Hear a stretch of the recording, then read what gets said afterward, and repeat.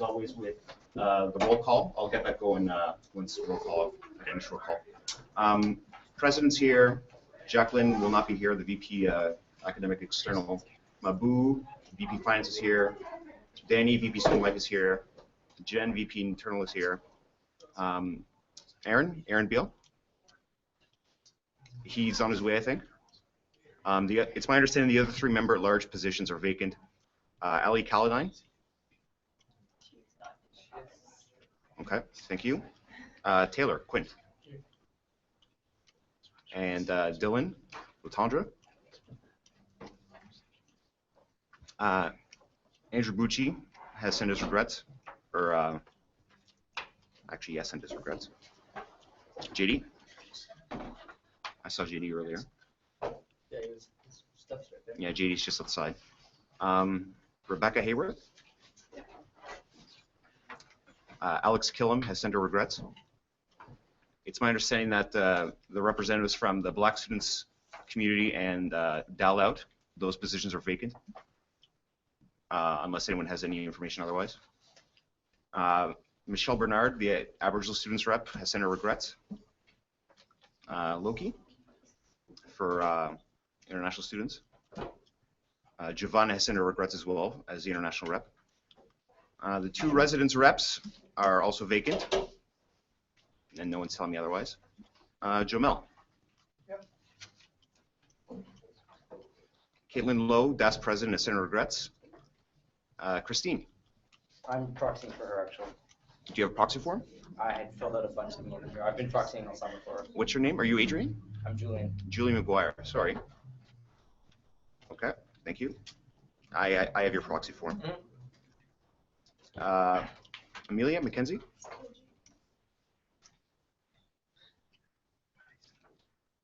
Brogan.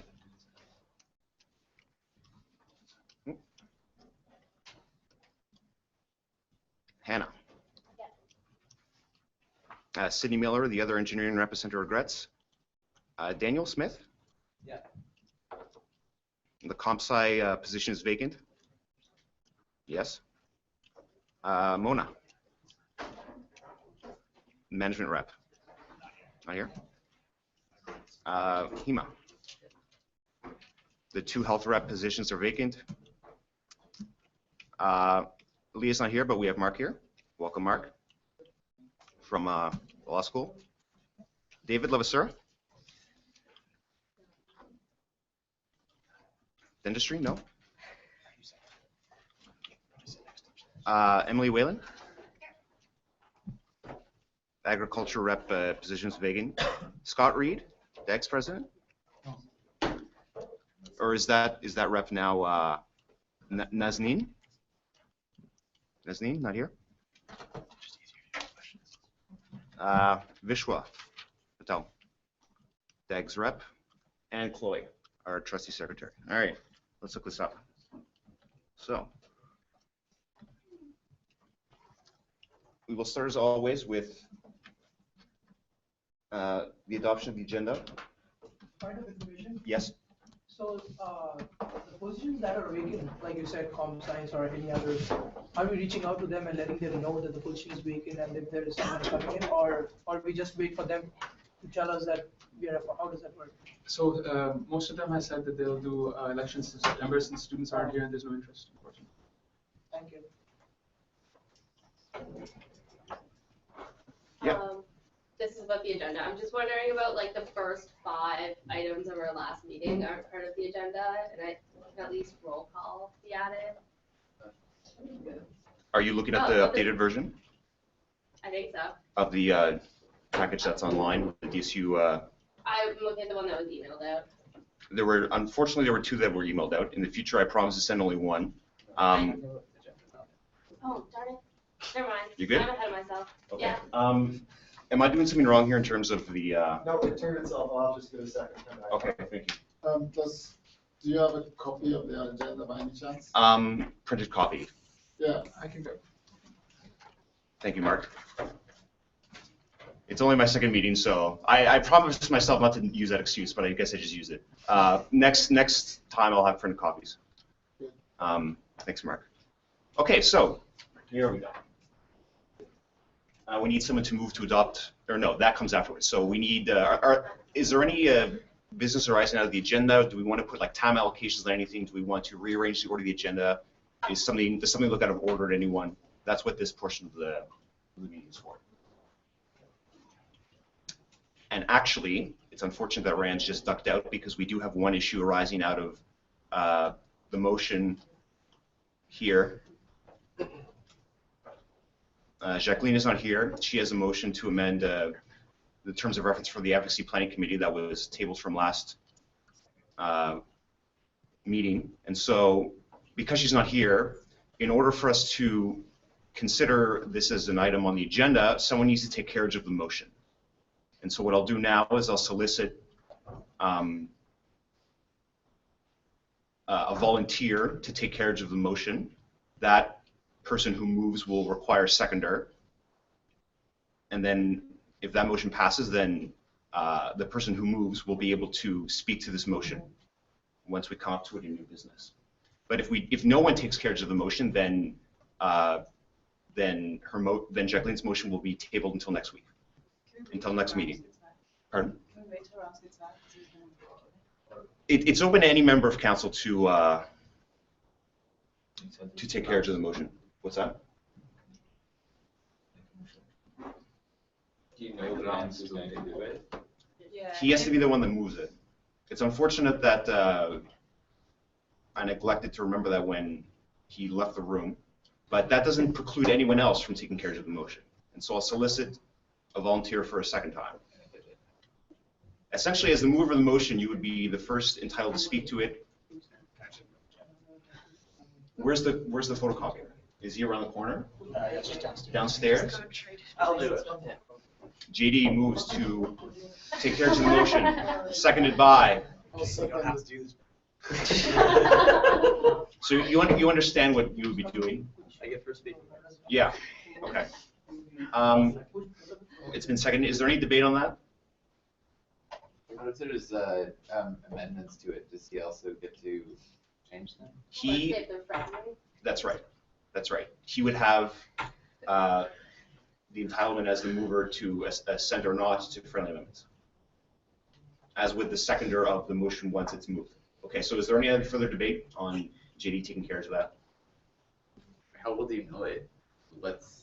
I'm just moving things along. Exactly. That's what's going on here. Not really. So no. I don't agree with you taking it if you don't actually know it fairly well. I'm just gonna pass speaking rights to Rand next time. I'm gonna do it until I'm speak. Okay. Okay, is there any further debate on that?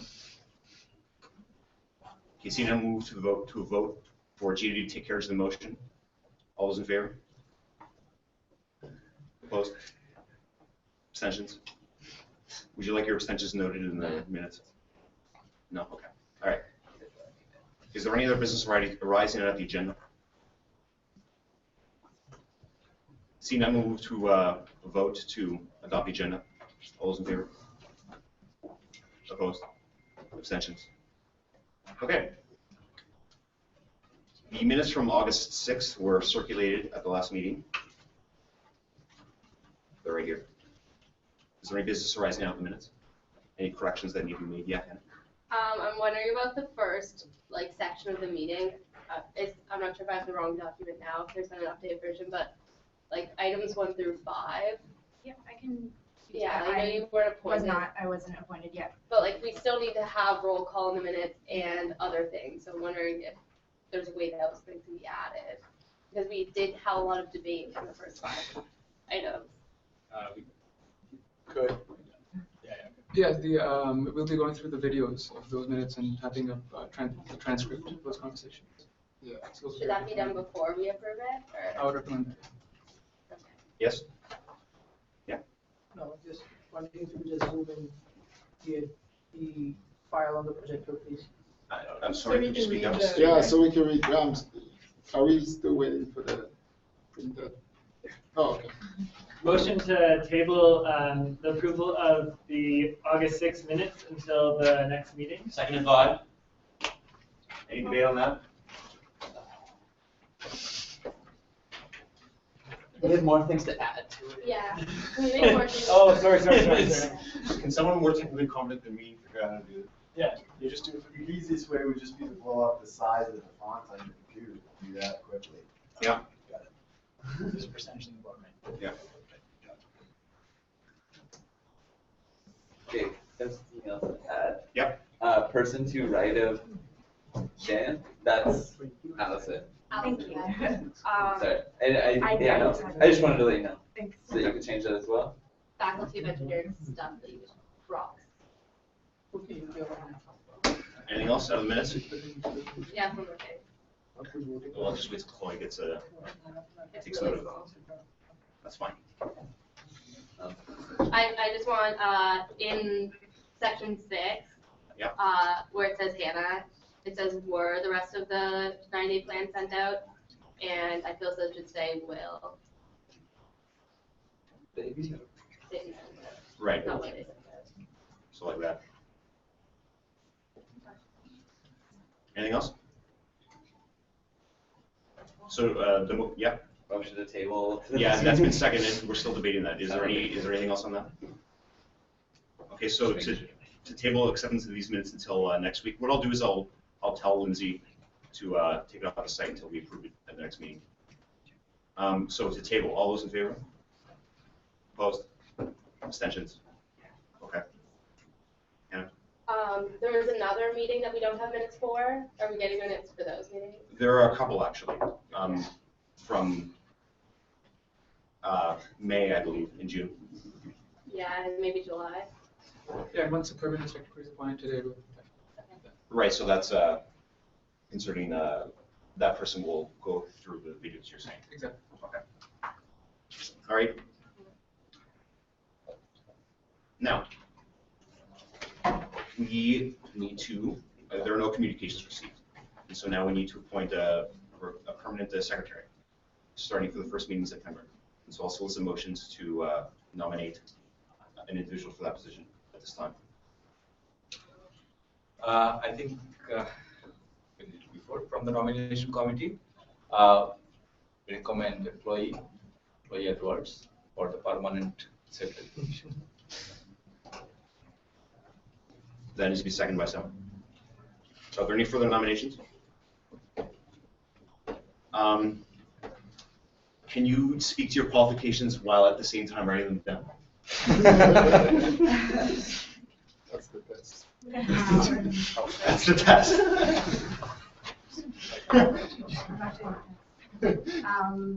This will be my first time doing minutes, except for other than the last meeting, and I also did them once in October, so I don't technically have any qualifications, but I think I can do a great job once I've learned everyone's names.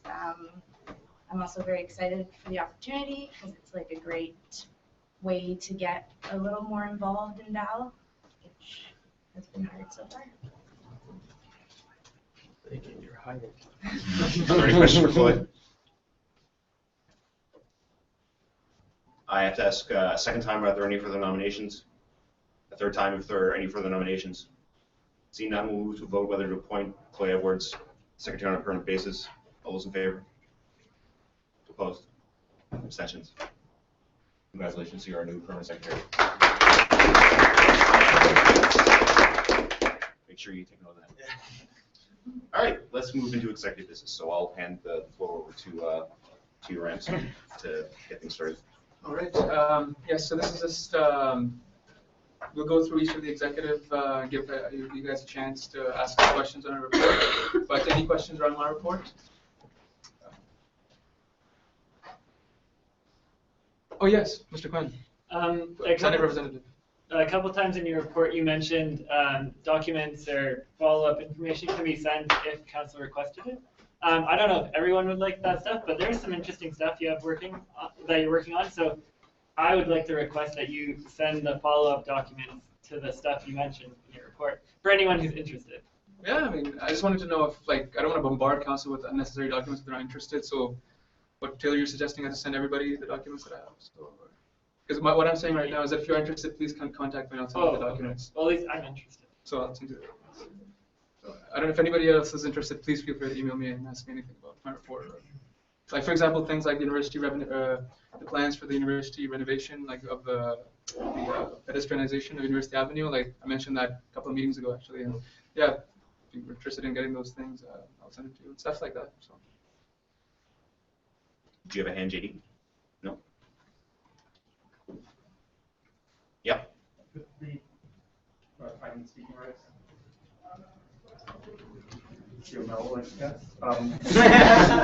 We put some of these reports onto the DSU site as you feel fit, potentially, or reviewed by the general public. Yes, we plan to. Is this appropriate Q&A? Yes, if we plan to actually have a council database on the DSU website that has the same supporting documentation that councilors receive. I mean, for the most part, that's all every student can access. It's like not a Dropbox per se, but like a place where all students can go. So that would be a place where I would just put this centrally, and they wouldn't bother. Like if anybody who's interested, they can go get the files from there, but it wouldn't necessarily inundate everybody.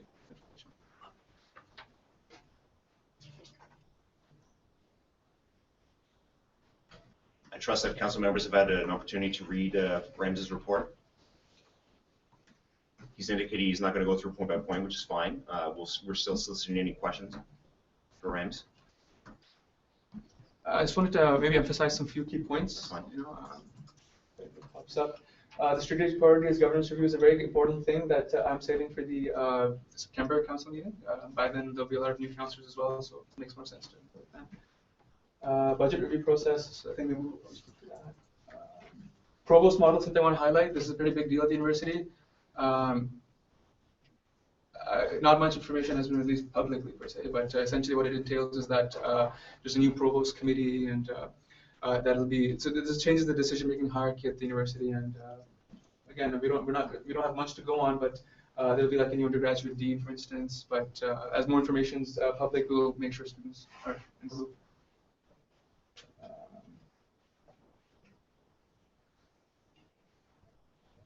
But yeah, there's a lot there, so I guess I'll just say. Yeah, Hannah.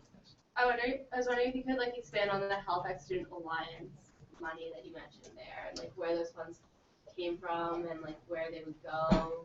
So yeah, this is the result of a bit of digging, very preliminary. Like I haven't gotten far, but like yeah, I mean, we found some Halifax Student Alliance documents in Jacqueline's office, and you know, in my office as well. So I started asking questions. What was this organization? What was it about?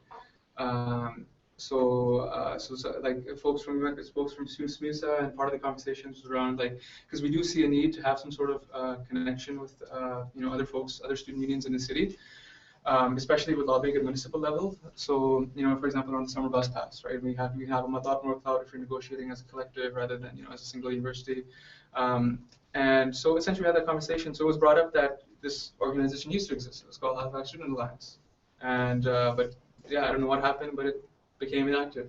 They did a lot of good work back in the day. I guess, for example, I found documents about housing in Halifax, documents about transportation, you know, public transportation in Halifax. I think there's a lot of merit to this. So again, that was pretty much the entire length of the conversation, except that apparently there used to be money collected from each university to fund this organization. So, and that this money is locked somewhere. Like I have no idea where it is. I have no idea how much it is. But so but then, you know. So right now with the conversations is that let's find it. That's key. And also, I'm not looking to tax students and like get them to pay for another mini government. But maybe we can pool the resources together for campaigns and like grassroots activism and stuff like that. So it's a very preliminary conversation. Again, if anyone has ideas or vision of how to proceed regarding the HSA, please do let me know. Like, I'm just doing some digging here, but I feel there's merit to this. So. Those funds still collected? No. But they're sitting somewhere. Yeah. So. And did all universities in the city pay that? MSVU, SMUSA, and Dalhousie Student Union. Interesting. Sorry, any other questions? Any more questions for Rams? Sorry, I need to hog up the time. Anything else you'd like to talk about down here? Yeah, maybe the Ideas Building PDC, actually that's pretty good.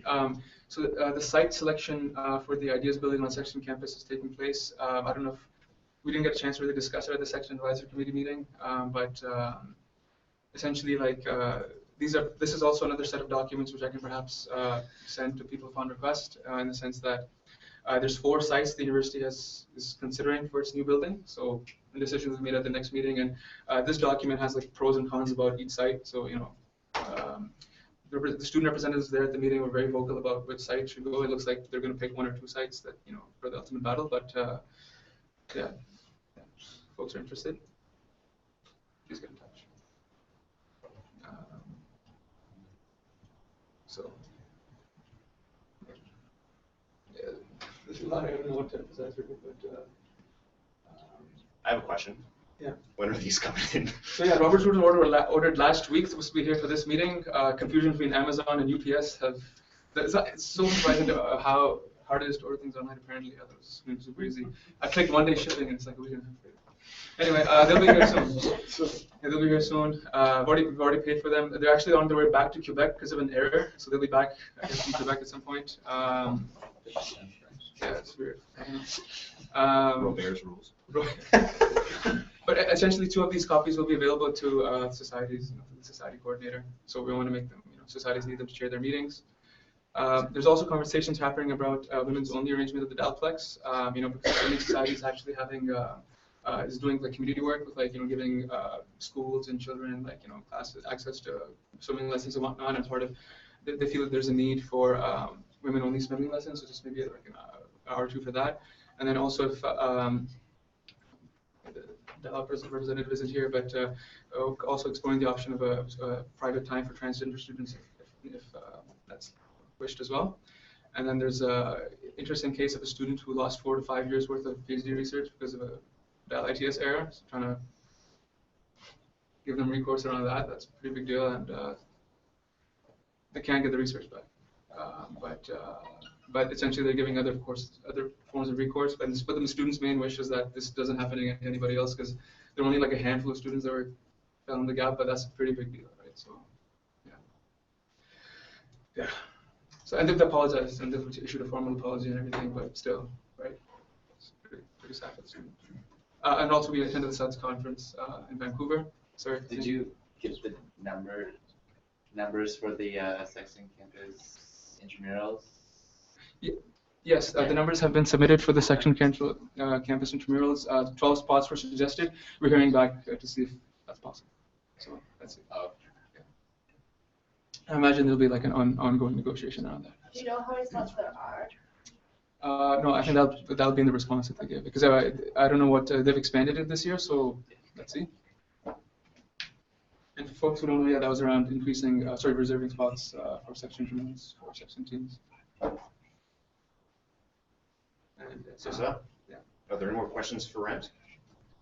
Yes, the SUDS conference was useful, but although some of we'll be making recommendations to the future executive of whether to go or not, but we learned a lot about, the most striking thing about this conference is that a lot of issues that we thought were unique to our student union are actually not, when it comes around governance, when it comes around, staff relations, when it comes around just society structures, and almost seems like a trend happening across the country. But I'll speak more to that come September. So if there aren't any more questions for Rand, I will thank Rams for his presentation, and move on to Jennifer, VPI. So the floor is yours. Yeah, well, everyone saw my, any questions on my report? How did the picnic go? The picnic was great. We had about 45 people come out, and we got to have it outside this time, so that was really lovely. Just hang out on blankets. Met a lot of people, had some good conversations about the town halls that are going to be coming up for the rest of the years and what that structure might look like. So it was really nice.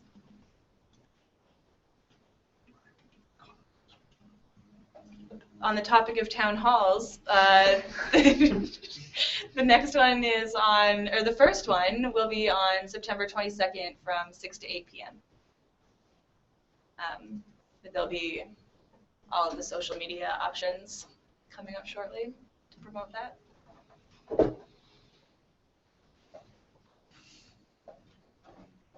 So if Trustee Ball had an opportunity as well to read Jennifer's blurb, are there any further questions for Jennifer?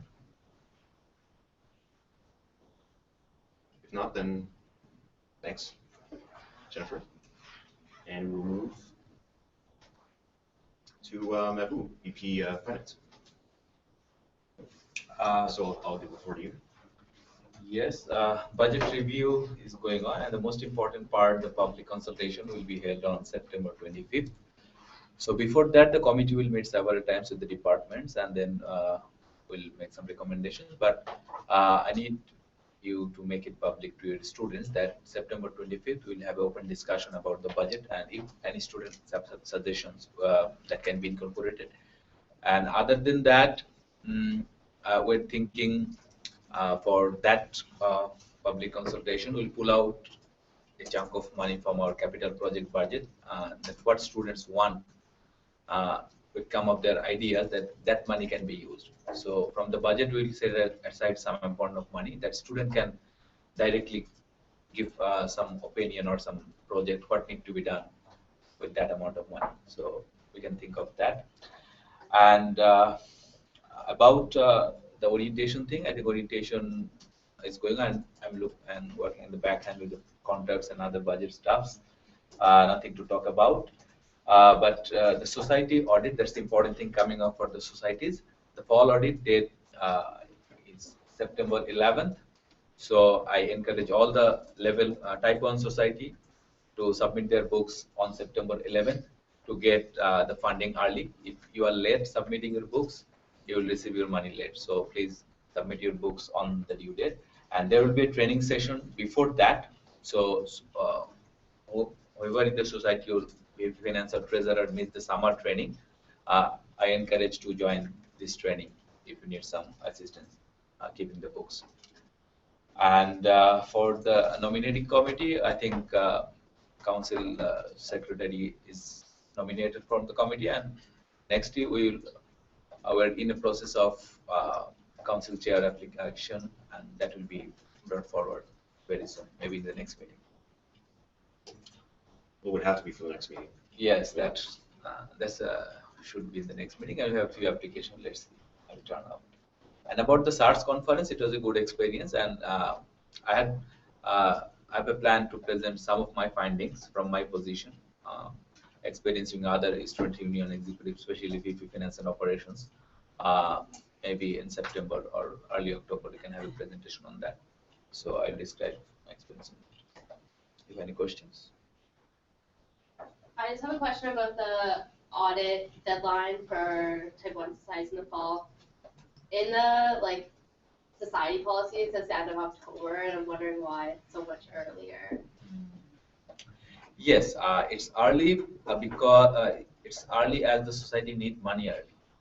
That was from the last year.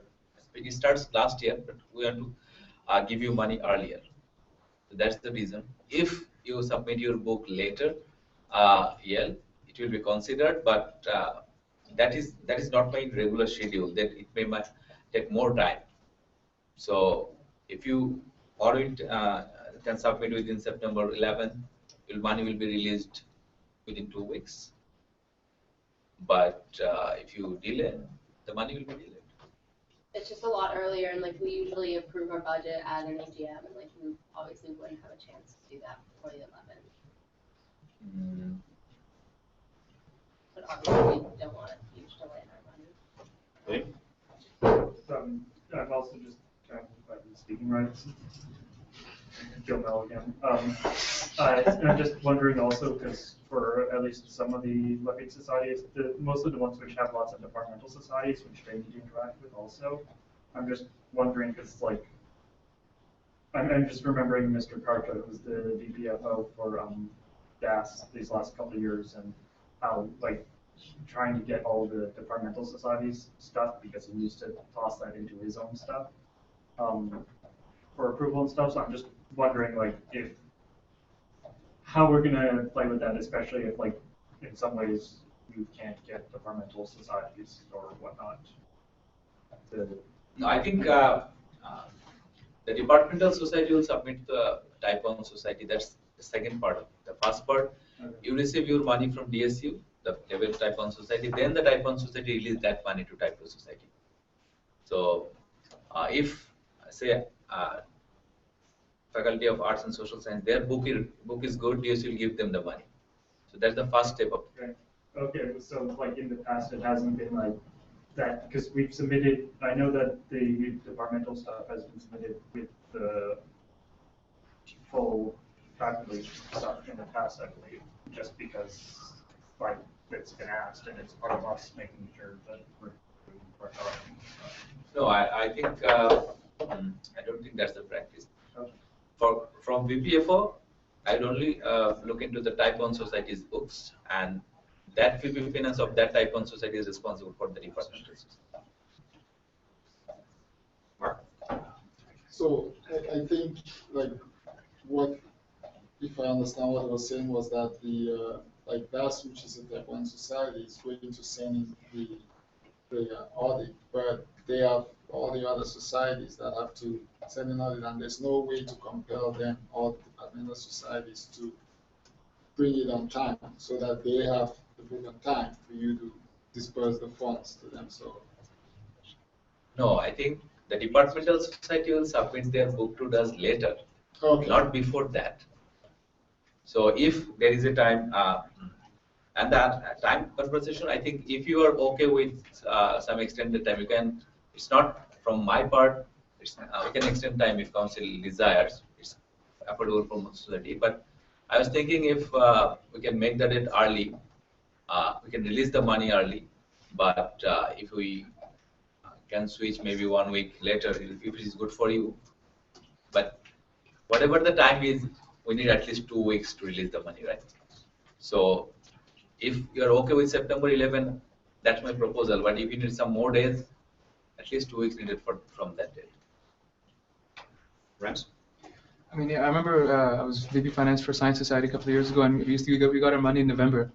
And so like, we didn't have very much money to spend. So perhaps the goal can be to get our society funds released by some like early October, mid-October, perhaps. You know, and we'll work backwards to see what deadline would be best to accommodate each society with its particular need, perhaps.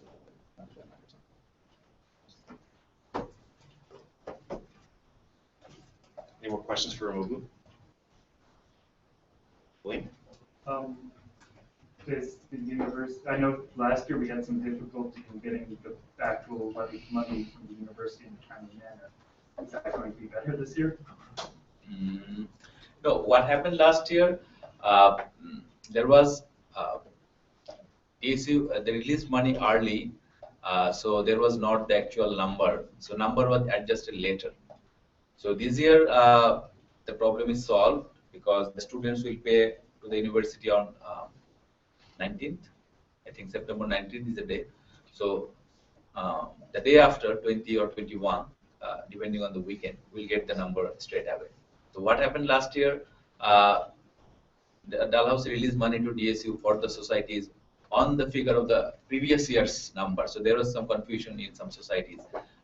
Some society received more money, especially I can speak of Law Society, but that was, this will not happen this year.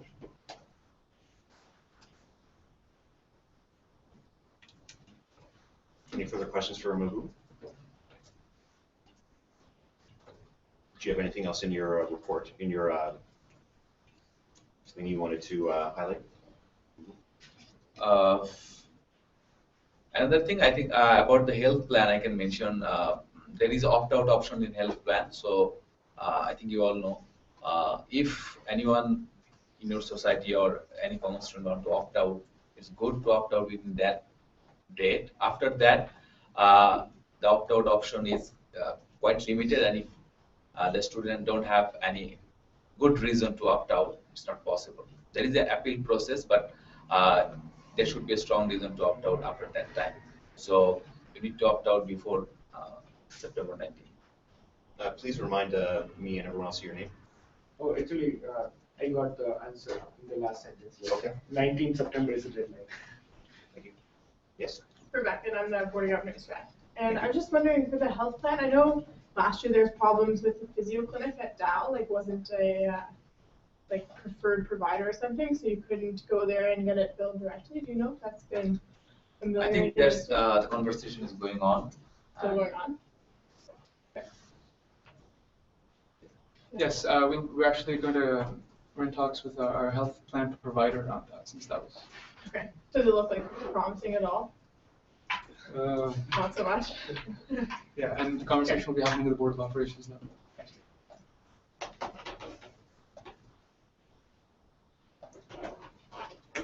Any further questions for Mabu, or anything else you wanted to highlight? I'm done. just for today. Okay, But if there is, I think we feel from the council, any changing of date will be helpful for most of the societies, rather than September 11th. Yeah, we don't even vote people in until like probably the 15th, so. So in 1 week is okay. Not even 1 week. If it is because if you're okay with getting money within 10th October, I think we can push it 1 week.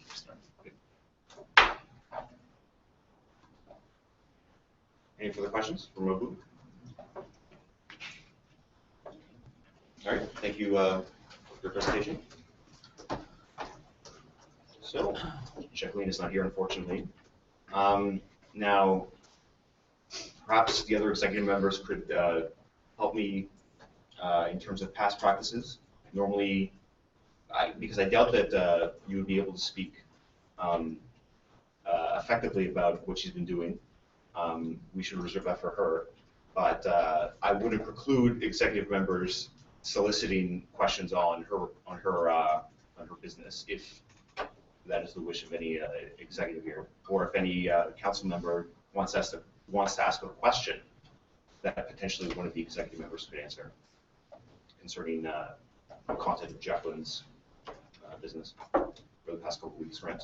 I mean, just for the benefit of council, I think the best approach would be just to, if you have any questions, identify them here, and then she can respond to you here. Or via email. Or via email.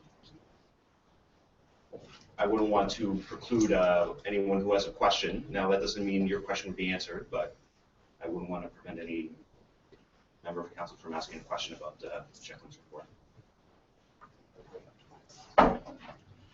So if no one will ask a question, then when I get to the end of this sliding exercise, we will go to Danny. Cool. So there were some documents that were circulated earlier this afternoon, like probably about half hour, 45 minutes before we arrived here. I wouldn't imagine there's too many questions about some of them. They're mainly just around orientation and some of the designs of orientation, as well as the finalized schedule for orientation week. That's starting in about 9 days. So if anyone has any questions about that, currently, I mean, the schedule's been known about by council for a little while, but if anyone has any questions, I can speak to it. Otherwise, I would highly encourage folks emailing myself. One of the things that I did also include was the 90-day plan, which I understand the executives presented on a couple of weeks ago that I unfortunately was unable to do the same. So I have included mine. I can speak to it if folks want to hear about it. I can run through it now. We could also wait until after the meeting. That might be the better time. We could just get into the meat of the meeting right now, but it's up to you folks. I've also included what I referred to in my 90-day plan as the What's Next guide. I think I spoke about it in my campus report or my council report as well. I'm just going to circulate this. This is just a draft, but this is sort of the next to finalized version of the What's Next guide that will be going in all the orientation week packages and is available to folks. If folks do want to provide this to societies or whatever, I can get this printed for them. We're printing about 2,000 copies, 1,700 of which will go in the orientation week package. But if people are interested in this, really gorgeous piece of, I don't know what to describe it as, just an amazing document here. So I'm gonna forward this along. So if you want to take it, pass it around, it unfolds beautifully. I'll now open the floor to y'all, and you can ask me any questions, and I will hopefully be able to answer them.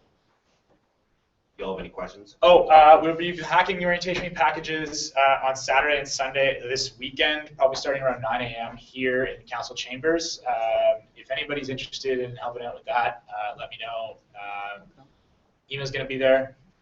and I'll be there as well. And I'll probably be buying coffees and stuff for folks all day, and probably pizza as well. Yeah. So yeah. Speaking of pizza, Speaking of I pizza, hope that's why Rams just left right now. Oh yeah. I'll use this as part of my council report. It was as per my purview. I decided that because it was the last council meeting of the term, we have pizza. So I believe Rams is going to get the pizza for us all right now.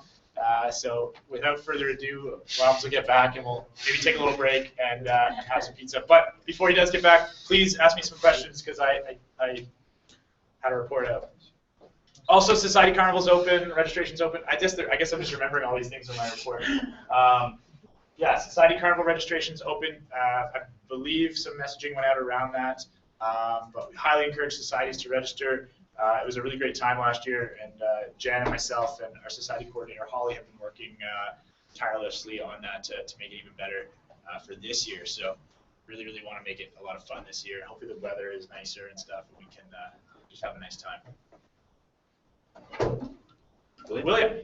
What's at Dalfest? The acts at Dalfest? Official release is hopefully this Friday or early Monday. I hope that's sufficient for councilors. Not hearing too much text from anybody. Any more questions for Danny? Can that thing get circulated? Oh yeah, Daniel's hogging it over there. What? So laying the architecture planning. Didn't want anyone to see the map. Beautifully planned too. Do you see that GIS work that our own Ute Lee did? Yeah. Oh, and I just want to thank our graphic designer and Ute Lee for putting this beautiful map together, and committee members and anyone who submitted events and stuff like that for that map. It's fantastic. Really couldn't have turned out better. Hema had a question. Hema, you have the floor. I was literally just gonna ask, do we have garlic sauce with the pizza? Do we have garlic sauce with the pizza? I'm gonna probably assume no. Any other questions, folks? No. Okay. Back to you, Chair. I feel like I'm on a weather, like I'm supposed to do the weather report right now. All right. So seeing as there's no other questions for Danny, thanks for your presentation. And we'll move along. We have no reports from societies or committees. Rams is supposed to be giving the presentation on the commissioner policy. Where's Rams?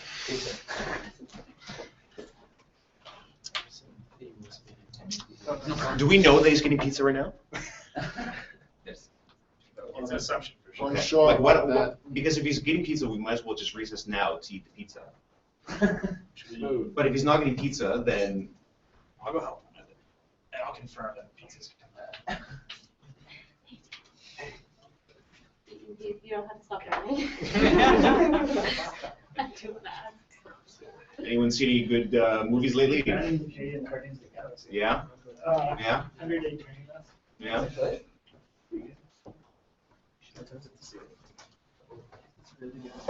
Mark, are you a big movie fan? Oh, I'm a big movie fan. Yeah? I just pirate them all. Speaking to the mic, please. The whole room. If that man walks in the room with pizza, then we'll recess. Because he's the one that's speaking to the commissioner policy. What else do we have to do? And we can't move past that without his presence to speak to it. So. And the Dawn of the Apes was great though. Yeah? Yeah. What was the last movie I saw? Jesus. I just saw my Giver and it was really bad, by the way. Yeah. I think it's for children. The November Man looks interesting. Which one's that? I think it's the former James Bond. Pierce Brosnan. Oh. It's kind of like a thriller. It's called The November Man. This is starts playing like next year. The trailer looks nice. At least there's a lot of action. What's Suits, Mark? Yeah, it's a show. It's a good show. Are you up to date? Suits? I only had season 3. I know. I'm too busy compiling the council batches. What's that? Oh. Not as late Halloween. Did you see the last week's trailer? No, I don't want to see it. Oh, okay. The best one I saw was the one that. Last week's was yes. It's like I don't know how I feel about season 4. Yeah. Because like shit fits. Oh, yeah. That's what makes it awesome. No, but it's No, like it's. Yeah, it's like I thought it was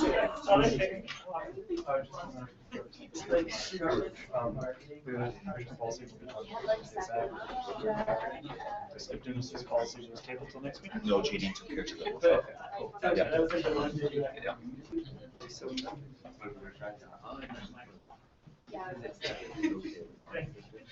Mad Men, anyone watch Mad Men? No Mad Men. How many pieces did it I know. I don't know. Are there probably how? You shouldn't bring up the Girls, anyone watch Girls? No. It's the sideshow of Breaking Bad. Yeah. They're making. Better Call Saul. Yeah. But that already existed. Should be interesting. Better Call Saul already existed. Really? I thought it was. It was years ago. It was crap. No. Yeah, they had Better Call Saul already existed. So like, man, can I get 60 of those?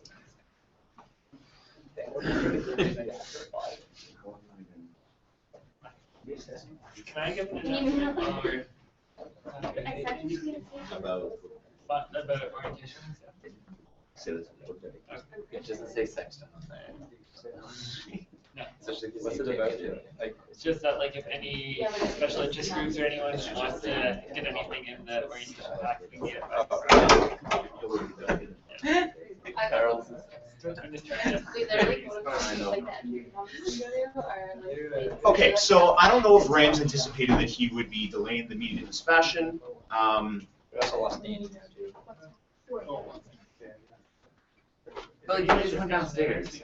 Well, the only thing that we Oh, well, can there's a do. pizza delivery car driving The off. only what's that? There's a pizza delivery car driving off. Yes, we can stick right there. You don't need a motion to recess. I can just call it. So, Yeah, look, pizza. You're telling me, okay, we're up. Somebody. Thank you. We're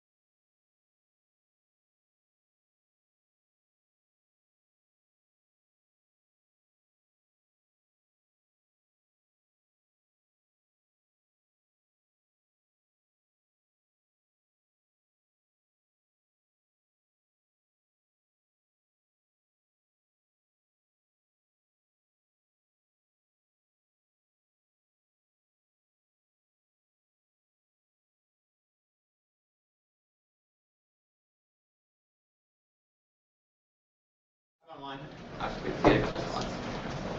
Oh. Okay, so we're resumed out of recess, and our first order of business is change commissioner policy. So, Okay. I'll hand over to you. Thank you. This is a discussion item. Just one point of clarification. There was actually a tragic mishap in the sense that the Board of Operations actually went through this policy and recommended a few changes, and I'll speak to those changes. But the minute taker's computer crashed or something, the hardware failed, so those minutes will be lost. So the Board of Operations is meeting tomorrow to, I guess, reformalize the language that they were using. Sorry, Rance. I'm just going to pull up the PDF so that we can see the track changes.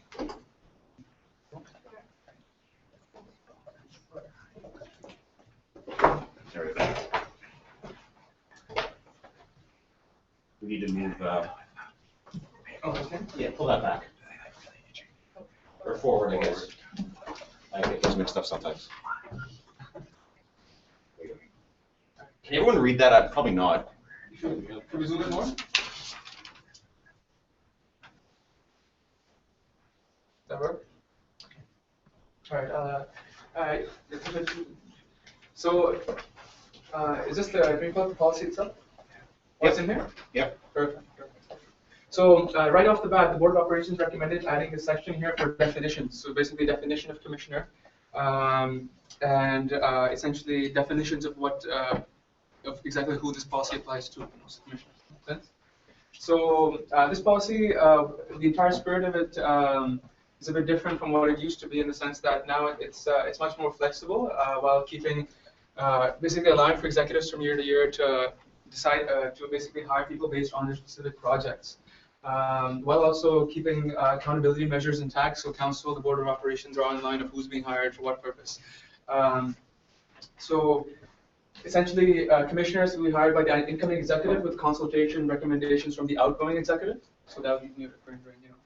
Because the current policy says that commissioners have to be hired by April. So that's completely unrealistic. But so we've taken that into account. So commissioners shall be hired on an annual project-based basis as determined by the executive to assist the executive and staff with the facilitation of various projects and initiatives as determined by the executive. So basically, the projects and initiatives for which a commissioner is hired must align with the executive's annual goals. So it makes sense. For example, we found in recent years commissioners weren't necessarily being hired as stated by policy just because the need wasn't there. For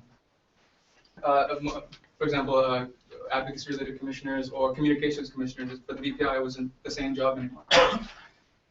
Commissioners shall sign a contract prior to undertaking any work for an executive or staff member. So of course we have those accountability measures in there. The contract must include a detailed job description, salary expectations for year-end or a project end report, and the required number of hours the commissioner is required to work. And contracts must be fulfilled with the accounting department for the purpose of facilitating payment to the commissioner.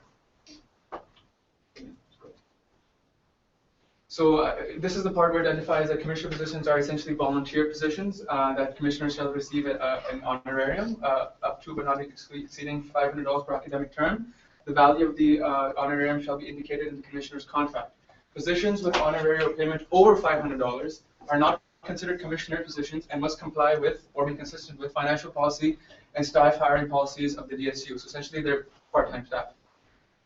Commissioners will be paid their agreed upon honorarium following the submission of their year-end report to the executive or staff member they report to. It looks like you have a question, maybe? Oh, no, sorry. No? Yeah, we can just do whatever. You mean down or? You're on 6 right now. And this is the part where we basically outline some of their responsibilities when it comes to confidentiality and electronic access. For example, if the commissioner is given access to our website, a lot of information is there. Also to our social media. And we're also seeing, like, for example, access to resources, like, for example, Tiger Patrol Band, for instance, or, like, access to executive offices, or, like, so there's, like, there are forms we created that dictate that type of access that they have. Historically, there used to be, like, people walking around the building, and people didn't know who they were, so this kind of adds some bit of safety measures and stuff. So each commissioner shall be interviewed by the incoming president or vice president, so people who are actually doing the hirings, the people that the commissioner is reporting to, and at least 2 other individuals who the hiring executive member deems appropriate. So suggested members of the appointed committee may include, but are not limited to, executive staff, and council members. So upon the approval of council, which must be discussed and voted on during an in-camera setting, executive shall remove a commissioner from their position should the commissioner be found in breach of their contract. See some spelling mistakes there, we'll catch them. And one other noticeable thing, there's actually a commissioner, the spelling of commissioner is like commissioner, we'll also make that consistent. So, I'll say that. Any other questions so far? Anything that struck people? Yes, Hannah? Yeah, I was wondering about like the committee that was interviewing and doing the hiring process. It's all the vice presidents and 2 other people, and I know, is that correct? No, just the hiring vice president. Just the. Just the vice president who's actually drafted the job description and who the one the commissioner will be reporting to, the hiring. And the old commissioner policy also had like the outgoing commissioner. Is that something you guys would keep in, or? You could add it to suggested members of appointment if you want, but we didn't add that in. Just because the commissioners usually like come March they might go away and like you might hire a new one like September. But we could add it in. I'm just curious because it was in the old document. Okay. There's a bit more about board responsibility that was added by the Board of Operations at the end, and I'll touch on that once we reach the bottom. Is there more to this? Or is that it? Oh, yeah. So basically, the section that was going to go here, yeah, this is the bottom. The section that was going to go here tied into how there was a list of recommended commissioner positions. In the old policy, there was the athletics commissioner, there was the communications commissioner, there was the advocacy commissioner and whatnot. So those positions will still be here as recommendations, but not necessarily bound. Their executive aren't bound to hire them. But they're just there in case there's an executive in 1 year that has no idea really of who to hire. That's the service guidelines. Yeah. In the old document, there's also like descriptions of the responsibilities each of those recommended. Yes, those will also be included. Oh. Yes, absolutely. So A, B, C, D, E on duties and stuff like that. So. Also, the board was and this is where like I didn't want to replicate the language that they used, but essentially language around how there'd be some accountability measures between like surrounding commissioner grievances that could be brought to the board, for handling. So we'll rework that language more. But thus far, any other concerns? Again, this is a discussion session. 2 points. First, just a clarification. Maybe someone else remembers this, but were commissioners in the last few years at least paid usually $750 per semester, and so has that been reduced in the new policy? That's one of the hardest things about this policy, in the sense that, so essentially how this works is a $500 gift. So basically a person does work, and then at the end of their contract they get $500. That's according to CRA regulations apparently. So anybody who's paid more than that, so yes, $750 commissioners, but then they'd have to go through payroll. That's what it means. So that they can't just be given a check, no questions asked, because that's how it is right now. Like nobody can ask you about that money. It's not taxed or anything. It's not the case. Yeah. I think the 750 came from 500, 500, 500, 3 terms in a year. So, but like they mainly were doing the 2 terms. So now it has to be a summer. Okay. Am I wrong? Well, it's 500 for the year actually. They would have $500 for the year. It's all Correct. Academic. Second one. So that will still be 1,500 for a year. Oh, that would mean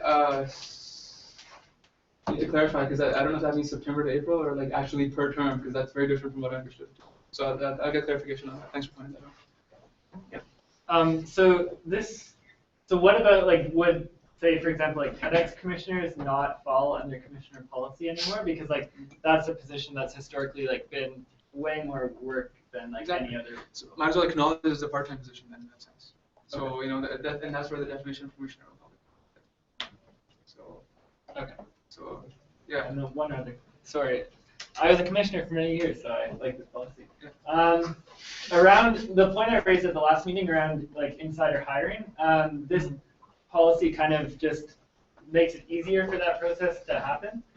So I would propose, and I think personally that commissioner hiring should go through the nominating committee, and I don't really understand why they don't. And having an executive and 2 other people who they see eye to eye with, hiring another one of their friends, for example, is a very easy thing to do when you set it up this way. So I don't understand if commissioners are working on behalf of the union, why they're not going through nominating committee.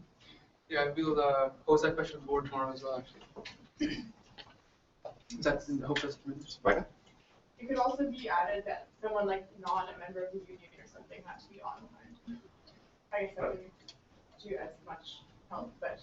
So, could I rephrase that and say a person who is actually a member of the union but not on council? Yeah. Yeah, okay. So we all yeah, Jennifer? Is it necessary to have the dollar amounts in there, or like considering that these policies change once every 3 years, they come into review? Would it make more sense to just have it like apply to like comply with our financial policy and not put the numbers in? Because our financial policy outlines it, and then it can stay within the CRA regulations. Like CRA regulations might change with, what is the word? Inflation. Yeah. So. Okay. Yes, absolutely. This is the hardest part of this entire policy, is actually getting into it. And we'll figure out the board tomorrow because we have the general manager there. We can maybe get the accounting department person there. Jamal? Yeah, I just have a random. I don't know if it's so. Can any of the council members be hired as commissionaries or any other honorarium pay stuffs that happens? Like, are council members eligible for that, or it's? I mean, it's not addressed here, but there is policy that says council members can be part-time staff, kind of thing. I'm not talking about the part-time staffs, yeah. But we can't be part-time staffs, right? Or employees of the union. That's what it is. Yeah. So I mean, I'll double check on that. That's. But so that's a great question. I'm talking about the honorarium part. Like, that's not a part-time staff, right? Right. I don't know. I may be wrong, but please correct me. No, that's definitely. That's figure that out because I don't know. I'd like to point out those things as well because that also matters. Good point. Because I really like the idea of what Taylor said about going all the positions going through the nominating committee when it comes to hiring commissionaries or any positions. But then, from what I understand, what you're saying, like basically, would it also imply that councillors can't be commissioners or can be commissioners? I'm asking a question like, does that happen right now or it's? It happens. It happens? Yeah. I don't know. You look at him. I've been, for the last 3 years, I've been on council and. I don't know if it's the council's decision if that's a good idea of having councillors being hired as commissionaries and paying them because going through the nominating committee and if I'm hiring someone I know, for example, I know JD, so I'm going to hire him because I know him, right? So that biased decision happens. I'm just giving an example. I would an example. I know you're in the nomination committee, so. Oh, so things like that, if we can have a discussion about that as well, would be really great. Yeah, absolutely. Yeah. Great question. Jennifer? Yeah, I think that's a really important point. And like this, so right now in policy it says that a council member cannot be an employee of the union. And so that would mean a part-time staff. It wouldn't mean the commissioner policy that we're creating right now with the honorarium part. However, in the section right above, number 4, it says that the contract has to have X amount of things, including salary, but salary implies that it's not a gift. And so that's another thing that we should keep in mind. Like we can't use the word salary and honorarium. Like we have to make a decision as to what. Basically, this policy is going to define what commissioners are going to look like. Like in the past, it hasn't been the case that commissioners are just working for a gift of $500 or things like that. In the past, we also haven't had the same CRA regulations. So it is a really important policy. But I'm feeling that commissioners, what I'm hearing is that councillors should be allowed, allowed to be commissioners, because. Yes. Let's get them there. Yes, in the back there. Sir. Do I speak or do I need a microphone? Oh, they're boom mics. Oh, okay, well, I gotta speak. Yeah, I mean, like, I was the food bank coordinator for a year, so I got paid $500 each term, which was an honorarium. Now, it was classed as a part-time position, am I correct? Or is that kind of like a commissioner's position? Okay, so I'd be getting people, one suggestion I might make though is getting people like if you have somebody that you really want to be this commissioner, bring them to council and have council vote on it as a whole, and then you represent the entire student body. And then, like Taylor mentioned about maybe people might perceive that there's a bias. I mean, I don't particularly like to say that because I mean our executive has been elected to represent our entire student body, but allowing council to vote on that to give that position. But you know, the other thing too is though, only allow the people that have been nominated by a nominating committee to come to council to do that, to be voted, rather than opening it up and let anybody come in because they didn't go through the process. Kind of like the way they do it with the VP finance. And when the person's interviewed and stuff and come to council. You know, and it may give a broader representation. But it's an idea. I mean, this is a great policy to put into place though. Absolutely. I think board should definitely consider having a ratification process through council, through nominating committee, but I think also the suggestion was to not have people nominate off the floor. So Mark.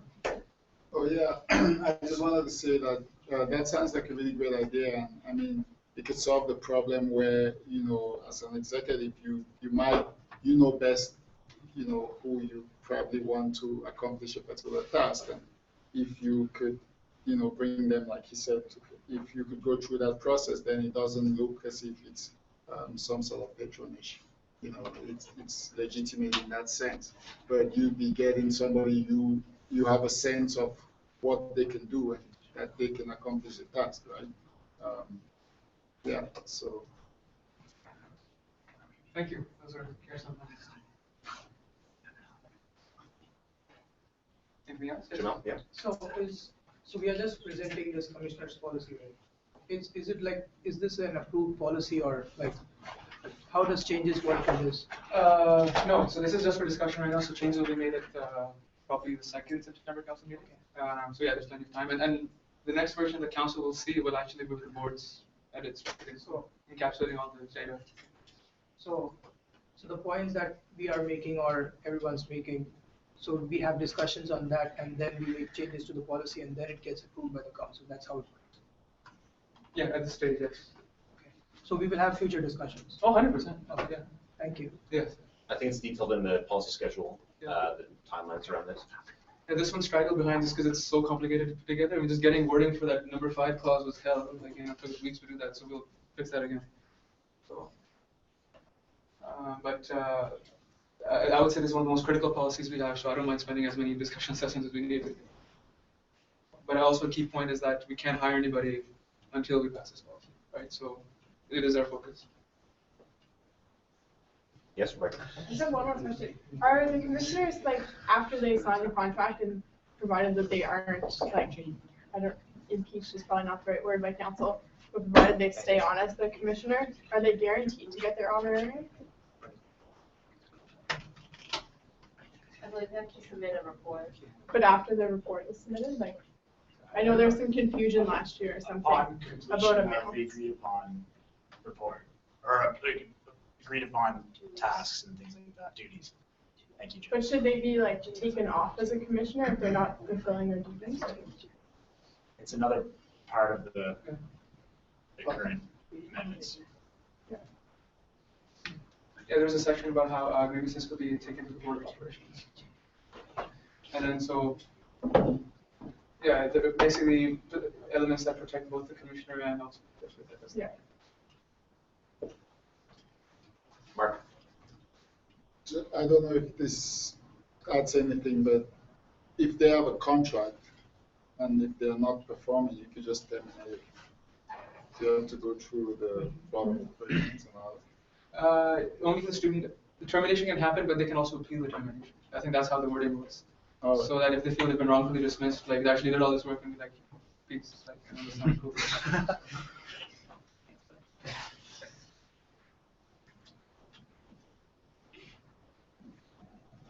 Any further questions? This won't be the last opportunity, as Rand's indicated. But... This is great, by the way. This is an excellent ideas for consideration. Yeah. So I will be asking the same thing again. I'm sorry for that. So in the schedule that you gave for the policy thing, you gave us some documents, right? like the schedule that we are running for approving things and also having changes to this and then approving it is also scheduled in that, or? No, but yeah, we're not. I don't know about that schedule too much in the sense that it's just meant as the guideline, and it says very clearly, you know, that this will change depending on circumstance. For example, this was supposed to be in the last discussion, but it didn't because the board didn't look at it, right? So we'll rework the schedule and release a new version with this change. Also, the schedule doesn't currently reflect the fact that we can't actually make decisions on these policies. So, right, so that's also that's only discussion. Yes. Any further questions? Like I said, this won't be the last opportunity. All right. Well, if there aren't any further questions, then I'll thank Rams for presentation. I mean, you guys can take a look at this at home as well, and you guys can some questions for that. So this will be on for. Yeah, do we know when it's coming up again? Yeah, this will be for. Let's see if the board can do some work on it tomorrow night at the Board of Operations meeting, and we'll figure out a way to get this put back in round one somehow.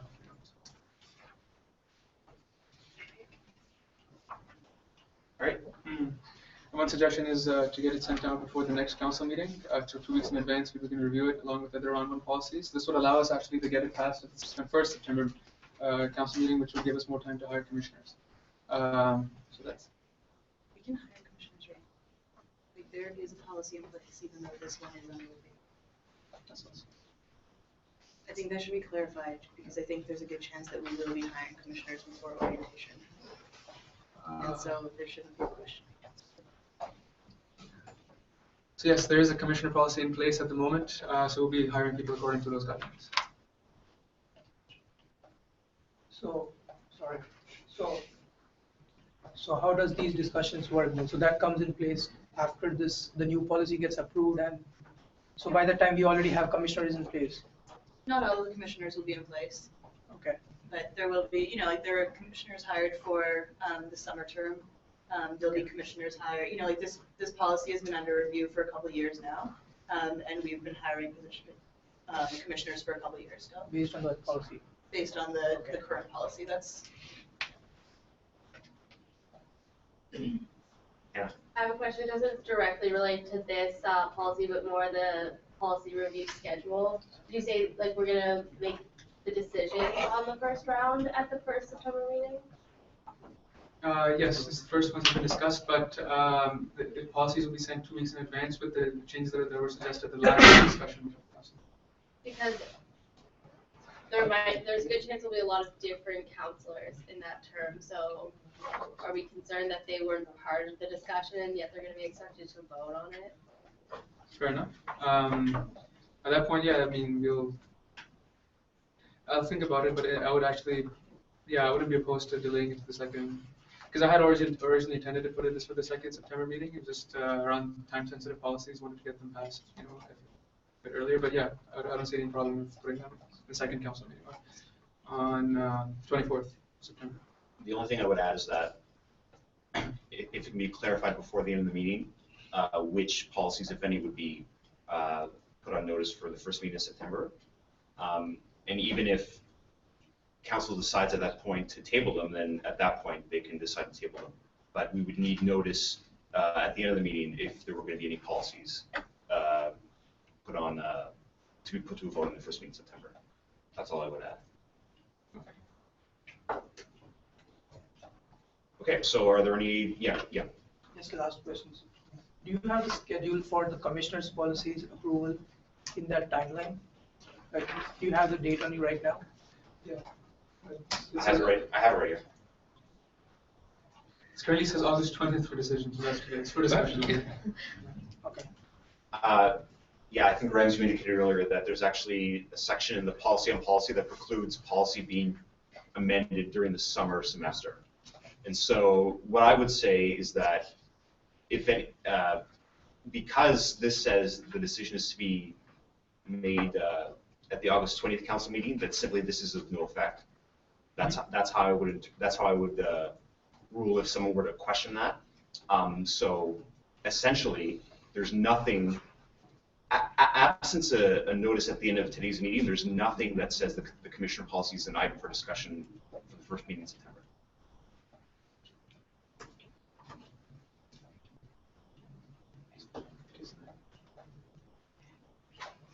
Because this is essentially out of order, right? This provision that the final decision is to be made. Can you see the highlighting that I'm making here? No. Nope. Okay. Well, that one, okay, is essentially out of order. It's essentially out of order. And so, in the absence of any set date for the policy, for the commissioner policy to be decided upon and voted upon, the council has no notice whatsoever. It will have notice if at the end of the meeting someone gives notice that the commissioner policy will be decided on the first meeting in September, and obviously that will be Rams. But that's his decision, right? Just a quick temperature check. I mean, round one policies would include board policy, council policy, constitution policy. I forget the rest, but yes, yes, procurement policy. Thank you. And commissioner policy technically is part of round one. Would people prefer that at this first council meeting or the second? Just temperature check. Feel free to speak. Feel free to speak. The second. Yeah, Anna.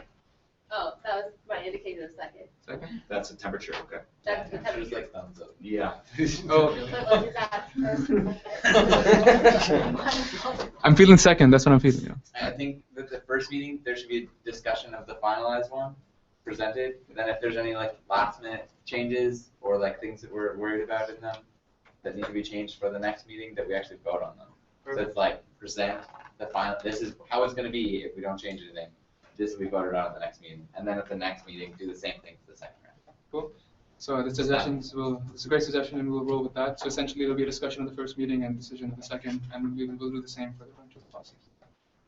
And that'll be reiterated at the end of the meeting for everyone's benefit. So are there any further questions on this commission policy or policy in general? Policy amendment schedule? Okay. Thanks everyone for your very good questions and Rams for your presentation. The next order of business is the terms of reference for the Advocacy Planning Committee. JD has taken carriage of that motion pursuant to what happened during the setting of the agenda. So I believe, JD, the way that we figured that we would proceed with this is that, how did you want to proceed with this? I heard people at the front of the room whispering that Rams willing to take care of the motion, but he was not in the room to do it, so I took ownership of it. And as such, I would like to pass my speaking rights to Rams. All right, I accept that speaking right. Thank you, Jay. Okay, so we need a seconder for the motion before anyone speaks to Mel. Okay, all right, so the floor is yours. At the last meeting, Jacqueline articulated that she had created slightly different, or actually, basically the biggest differences between this and the motion presented before around dates and around the reporting structure for this committee, which is was originally called the Advocacy Planning Committee, but part of the amendments is to rename it the Advocacy Review Committee. The wording around this motion was discussed briefly at the last council meeting. Councillors have had a couple of weeks, actually, more than a couple of weeks actually to review this document. But essentially, some key points here is that members for this committee will be appointed in September, the first council meeting in September, and that this committee is will be chaired by a non-executive member of the Academic and External Affairs Committee, which is like the boss advocacy committee for the union this year. And we'd be hoping that that committee will be providing some solid direction around our advocacy approach. Another amendment that was made was the addition of the international student representative on this committee as well. And essentially, in the amended timeline, the timeline for reports issued by the committee have also been amended. So the first meeting, for example, an initial report will be provided in November to the Academic and External Affairs Committee, but then a formal report will be provided in January. And this is part of the original intention has been clarified and has been rewritten to express that Essentially, this committee will overview all external federal, municipal, and provincial lobbying organizations and basically create a rubric by which it does so. So it's not arbitrary. So to review so the creation of the rubric is a big task that will be tasked initially. And some part like criteria that could make up that rubric are, for example, success of ongoing lobbying asks or previous lobbying asks to see if this organization is successful in getting the students what it promised. And methods of student consultation, how this organization actually consults the students and what are the strategies around that. Yeah, and then after that, that's really. So, any other questions around this committee or how it fits? So currently, this committee reports to the Academic and External Affairs Committee, which is one of the structural committees of council. Originally, when this committee's mandate was passed in March of last year, part of its mandate conflicted with that structural committee's. Jamel is the seconder of the motion. You're entitled to say anything if you'd like about or ask a question perhaps. And barring that, the floor is open for debate. Yes? If you're including international student in that committee, then why don't you put graduate students? Because as part of Dalhousie Association of Graduate Students, we don't have independent advocacy inside DSU or maybe Dalhousie University. So in that thing, we attended actually GU15 conference, and every other student unions, they have graduate body independent from their undergrad. So in that case, they have total rights to build any research or based on their research, they can also proceed towards any decisions or meetings with the government independently. So in that case, if we are making this committee, and what happens if all of the representatives are undergrad and no one cares about graduate students? So I would like to add one graduate students as well, because it also contributes a significant amount of representation from graduate students, because we have 4,000 students, so there must be at least one position for them. Okay, so do I take it that you're moving to add a member of the committee? Yes. Okay, so that is the motion that requires a seconder? Second. Okay. Did you want to have anything further to say about that, JD? Good idea. So now we're just talking about, let me get down to the appendix A here before I recognize anyone else. Okay. So one representative from the graduate community, how do we want to word this? One graduate student. One graduate student. One graduate student. Of a different faculty. Yeah. Well, this is the purview of, and please remind us of your name, sir. It's Vishwa Patel. Vishwa, okay. So I just want to make sure that the wording that we have here accords with your intent. Sure. So one graduate student representative to be added. Did you want any other conditions around that, or is that wording fine? No, one graduate student representative. And I don't know the exact, actually, that is point of information. How that one international student representative is elected? Is it by direct application or is it nominated by DSA? It'll have to be you. At the first council, at council. Okay. You can nominate, sorry. Okay, Hannah, I see your hand first, and then Rex. I think I would like to motion to amend if people agree with it. So the rest of the committee, the original committee members were set up so that it was from a range of faculties, so from each campus, and then the additional member at large was not from the same faculty as any of the other ones. I was wondering if people thought we could add that to the international and the graduate student representative. So I guess I'm motioning to amend those amendments. Do you want to amend Vishwa's amendment to provide that, and help me with the wording here? Who may not be in the same faculty as any other voting member. Is that a friendly amendment? Is it not? It is not actually. Okay, so the motion is to amend the amendment to provide that the graduate student representative not be, and please help me out here. Just the same wording as 2 lines up. The same Who wording may as not be in the number same five, faculty as any other voting member. Okay, so that amendment requires a seconder. Second. Okay, did you want to speak to that? No, not specifically, no. Okay, so this is what's on the floor right now. And I wish you could see what I'm doing here. Maybe I'll put it in red. These words, adding these words is what we're talking about right now. You can't even see that. But a graduate engineering student would be from engineering. How about that? Because There we other go. committees. I see, well, first I had Rams on the speaking order, and then I had Mabu, and then I see William. Rams is fine, Mabu. I think about the graduate student, there is a faculty of graduate studies. So only for the graduate students. So I don't know why it's like this. I had William, and then I had Jamel, and then I had Vishwa. You're good? I have Jamel, Vishwa, Hema. Is that what you're asking for, speaking rights? Are you okay, Will? Like, do you want to speak to this? No. Then I have Jamel, Vishwa, and then Rams. So I'm actually getting really confused. What are we doing right now? Like, We're figuring are out whether or adding- not these words will be added to the motion. These right here, the big ones. Okay, you can't see the highlighting. Like, all are big. Okay. Who may not be in the same faculty as any other voting member. So that's an amendment to Vishwa's amendment. Passing that amendment would ensure that that the grad student representative cannot be in the same faculty as any other voting member. So on this issue, I have Vishwa, and then I have Rams. Did anyone else have their hand up? I think Mabu, you had your hand. So Vishwa, Rams, and Mabu.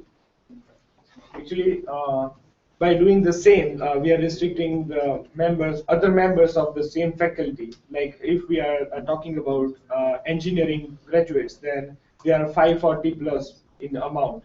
And I don't know, like if two of the members are actually deserving and they are ready to do advocacy with the DSU, then we should not have any objection with that. So that's a simple thing actually. Even for faculty of medicine, they have much more students, like graduate students even, I believe. So in that case, even that should not be problem at all. Why this is it like? Are you indicating that you're okay with this? No. I'm totally against. Okay, so I have Rams, I have Mabu, and then I have Joel. So I should clarify this. The reason why a graduate student was not even listed there is because they were included in the original makeup of the Academic External Affairs Committee because it is a faculty, so and already has a spot. Yeah, but this is like this is another committee actually. Yes. So essentially, how the wording essentially used to say is that 2 Studley campus representative, 1 Carleton campus representative, 1 Sexton campus. Any one of these can be a graduate student because it has a seat. Because these members are selected from the Academic External Affairs Committee. International students don't have a seat on that committee, the Academic External Affairs Committee, just because they're not a faculty, unfortunately. So they were mentioned here specifically. I don't think there's any harm in writing 1 graduate student representative, not at all. And I would actually agree that it is harmful to say that at this line, who may not be in the same faculty as any other voting member, since that would mean that there can be an undergraduate science person and a graduate science person. I have Mabu, and then I have Jamal, and then what's your name? Aaron. Okay, thank you. So I think the graduate students in this council is representing FGS, Faculty of Graduate Studies. They're not, say I'm an engineering graduate student, I'm not me, Vishwa, Nazreen and Andrew. Vishwa, Nazreen, they're not representing engineering faculty, they're representing Faculty of Graduate Studies. So there might be no confusion. Any undergrad can represent the Faculty of Graduate Studies. So there is no point of that. If we have a graduate student, he is representing or she is representing graduate student FGS. So Vishwa's amendment was that to give 1 spot to graduate students from Faculty of Graduate Studies. So I think whether this amendment is there or not, it makes no sense. I want to assure everyone that I'm keeping the speaking order in mind. So if you put your hand up and I nod at you or I move my eyebrows in a strange way, then that means that I recognize you. So it's Jomel, and then we have Aaron, and then we have Vishwa, then we have Hema, and then we have Mark. Can I withdraw the motion? Now, so I don't have to. So I have Jomel, Vishwa, Aaron, Mark, and then Hannah. I've got nothing to say since it's your job. Vishwa. Yeah, it's okay. Aaron.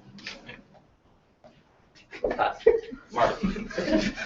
I just want to understand if you have 1 Sexton campus representative and 1 additional member at large, where does the member at large come from Sexton or just from? I have Jessica next in the speaker. I need some clarity. Unless someone wants to directly answer that question and move things along here. Perhaps you could repeat the question for the benefit of members. Mark. So, okay, my question is. Yeah. You know what? Actually, I don't. It's good. It works. Okay. Jessica. You had your hand up there yet? Yeah, no, I really, like, just a little bit of Oh, feedback. hang on. Skip the I first person thought that was gonna. I thought you said that you would withdrawn. I apologize. Hannah. Well, and then why are Jessica. we still debating it? Withdrawn. Pardon? She withdrawing her I motion, would other like to access to withdraw speak. the motion to amend it because. I thought you were the fact- withdrawing your spot in the speaking order. I Oh, apologize. my bad. Okay. No, that's why everyone didn't speak. I now see what the Faculty of Graduate Studies is its own faculty, so it doesn't really make sense. Heads up, I'm gonna make the same motion to the international students. So hold on. So if you're withdrawing your motion, that needs the assent of the seconder. And so the seconder on that was, Yeah, I did. okay. All right, so this is deleted, moving so long. Now we're back onto Vishwa's main motion. Continuing debate on whether or not to add one international student representative. So No, let's, the graduate student. thank you, I'm confusing myself. International student rep was something added by stickiness. If you have a point of order. So I have Jessica next to the speaking order, unless you have a point of order. Yeah, sorry, I was just clarifying. Jessica. Oh, okay.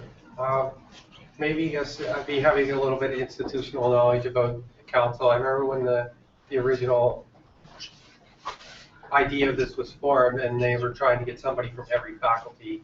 And what happened was eventually it became too much. Like simplifying something like this would probably be a lot easier for people to manage and having dedicated representatives for areas.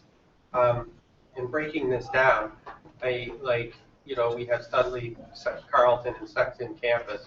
I do not know if the agriculture campus falls under this as well either. I'm not sure. But we could look at this and we could add a representative from everybody. I could say, well, we need an LGBTQ rep, because it represents people who are really marginalized and underrepresented. But the fact is to keep it simple and keep it to districts within us would probably be more simplified. I mean, we know what the issues are, but having simplified mandate for this would probably be, make a lot more, would probably work better than the last proposal that was brought up. I have Daniel and Mark. So in the idea of this, it was that 5 people would be enough to do this. This is not excluding that a Sexton campus person couldn't also be an international member or a graduate student. If they were the right person, then these 5 people would be I don't think we need to add anybody to this. It's just going to make it more difficult. It's just going to be more people to try and organize and more people to fall through the cracks if it's a tight. So I don't think we should add either of them, to be honest. They can still be part of it. It could be all international students. It could be all graduate students. There's nothing saying that it can't be. As long as there's Sorry. Am I wrong? I can answer that question, Mark. In fact, I was just going to say what he's saying. We have there 2 people from Studley campus. Why can't one be an international student? They're still a member of Studley. It's not as if they're not going to advocate for Studley campus, but they're also an international student, so they're obviously going to advocate for international students. So we should leave it as it is. Maybe I see the point for the graduate student, and I probably support that. But for the 2 that come from Studley, just put in a condition that one be an international student, and then, they can represent the international students' interest and represent Studley's students' interest. And then it's going to be simple, as he said, and we're all going to be happy. I have Daniel and Hannah. Motion to call the question after exhausting the speakers. Okay, so after Hannah. But that's fine. was there anyone else? That you can't be conditional. Well, because you added Hannah when I did it, so I felt that. Okay. So you want to call the question after Hannah? After, all right, yes. Hannah. I just want to like bring up that 5 people as voting members of a committee is convenient because there can't be a tie. So if we add like one of them, then there's no condition for like what happens if there's a tie. So just a thought. Well, the question's been called. The question's been called. The question's been called. So that motion is not available, requires 2/3 vote, and if successful, would end debate and move directly to a vote on the amendment. So all those in favor of ending debate, please raise your hand. Keep them up there.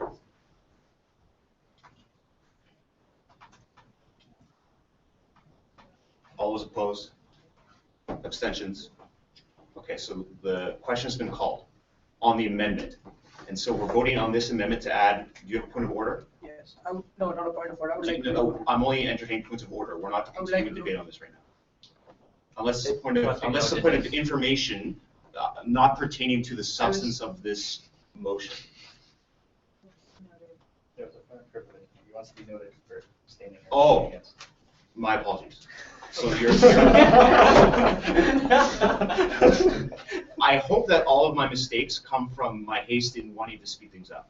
So your extension will be noted. Thank you. So we're moving to a vote on the amendment whether or not to include one grad student representative on this committee. All those in favor?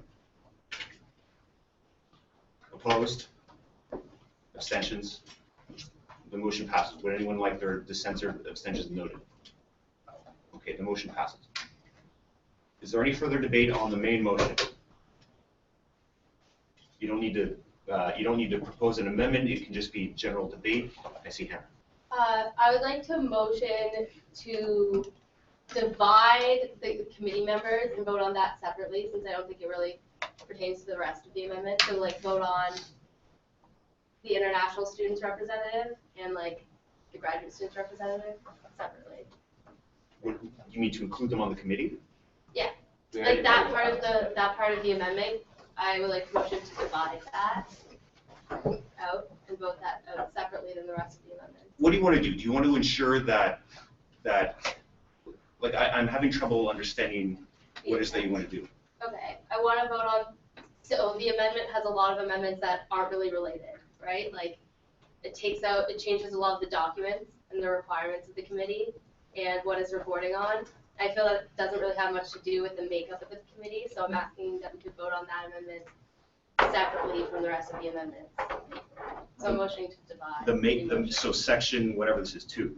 Section 2. You want to divide that from the rest of this amendment? Okay, I understand now. Does that motion have a seconder? JD, did you want to speak to that? It's a good idea. Thank you, JD. Is there any further debate on this? We all understand what's going on. When we vote on this motion, we're going to vote first on the wording of section 2 before we vote on the rest of the motion. Okay, so is there any further debate on dividing? Seeing none, we'll move. Yes, Hannah. Actually, I have a logistical question. I have a few other divisions I'd like to make. Well, we need to dispose of this vote. Oh. Yeah, I would like to divide it further, but when we divide it, will we first debate section 2 and then vote on it, or are we still going to debate it all at once? We're going to debate everything all at once and then divide the sections. That's the substance of a vote to divide. Yeah.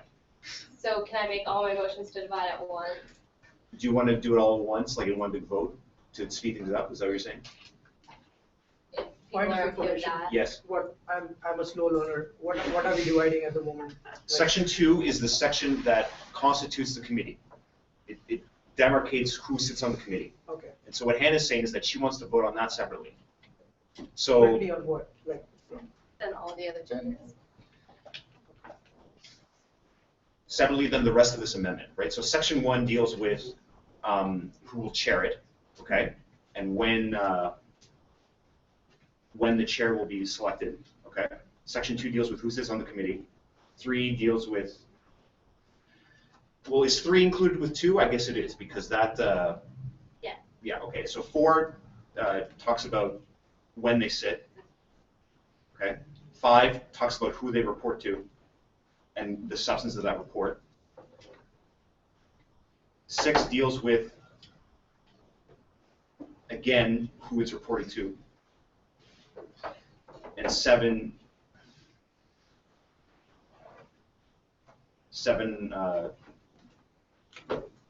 deals with the report, and who it's reported to. So those 3 sections.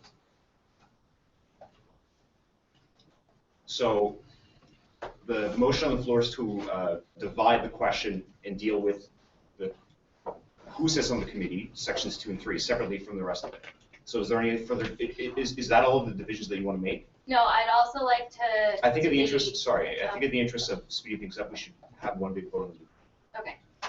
I would like to vote on the who it reports to, whether it's council or the Academic and External Affairs Committee, separately from everything else. Okay, and so that would be section. Section, like throughout the whole document. Because that really It looks like it's has section 5. It's throughout It's the 5, whole 6, and document. 7 actually. Yeah, because 8 deals with the dissolution. So 5, 6, and 7 will be dealt with separately. Okay. So it's also in 1 though. Like the amendment to, like I'd like every time that council showed up, it was amended to the Academic and External Affairs Committee. So it sounds like So it should be 1 and so it sounds like that's not really a motion to divide. That's a motion to amend. No, it's a motion to divide. I want to vote on whether we change it separately from the rest of the changes. Well, then those would have to be 2 separate motions.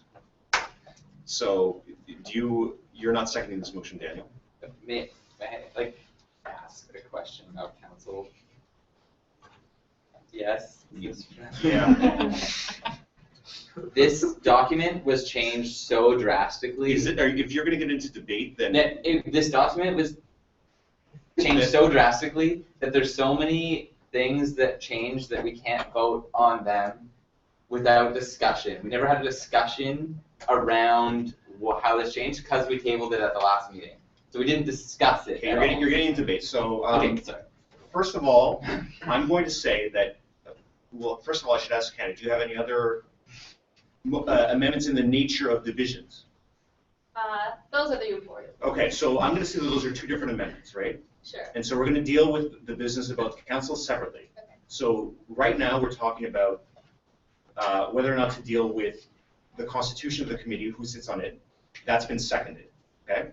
And so the debate taking place right now is whether or not we're going to deal with it separately. Does everyone understand? The debate now is whether or not we should deal with who sits on the committee separately, whether we should vote on who sits on the committee separately from the main amendment. Is there any debate on that point? See none, we'll move to a vote.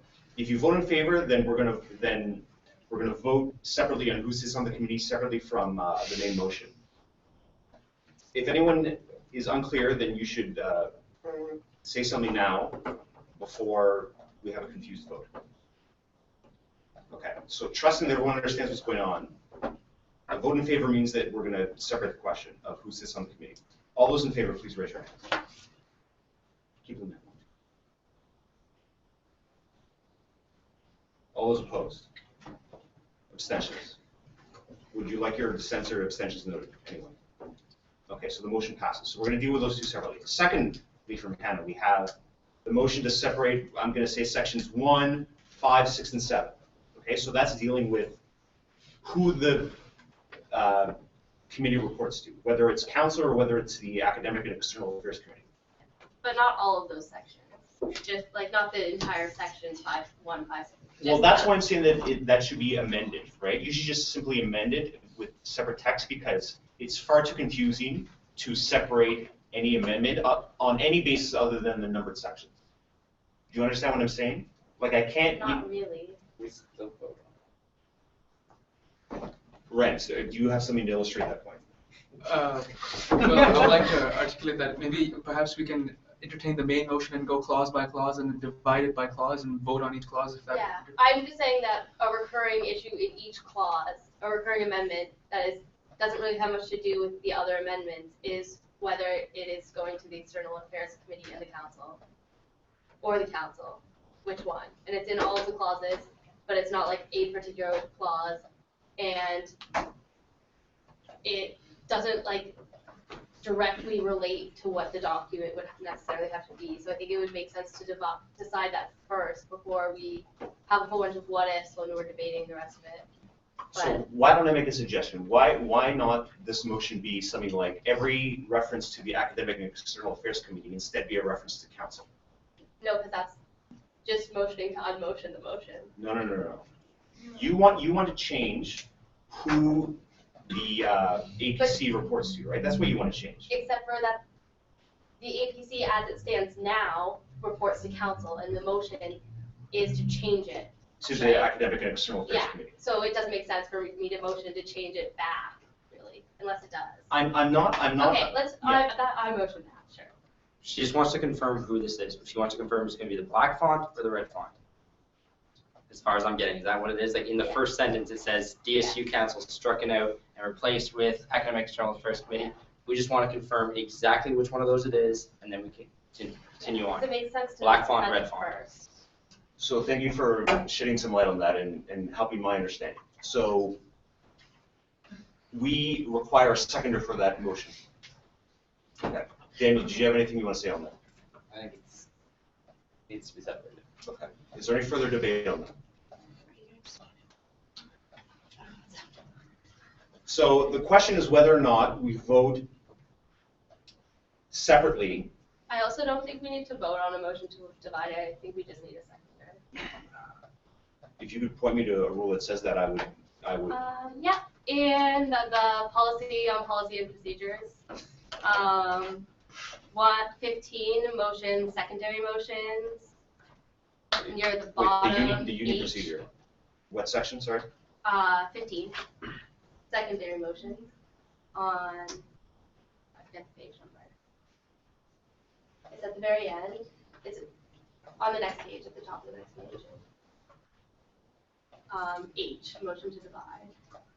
A motion to divide, the question must be seconded, but it doesn't say anything.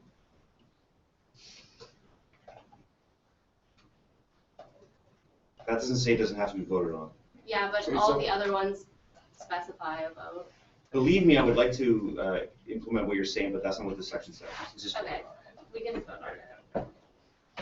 okay. So the question is whether or not to, the debate, excuse me, taking place right now,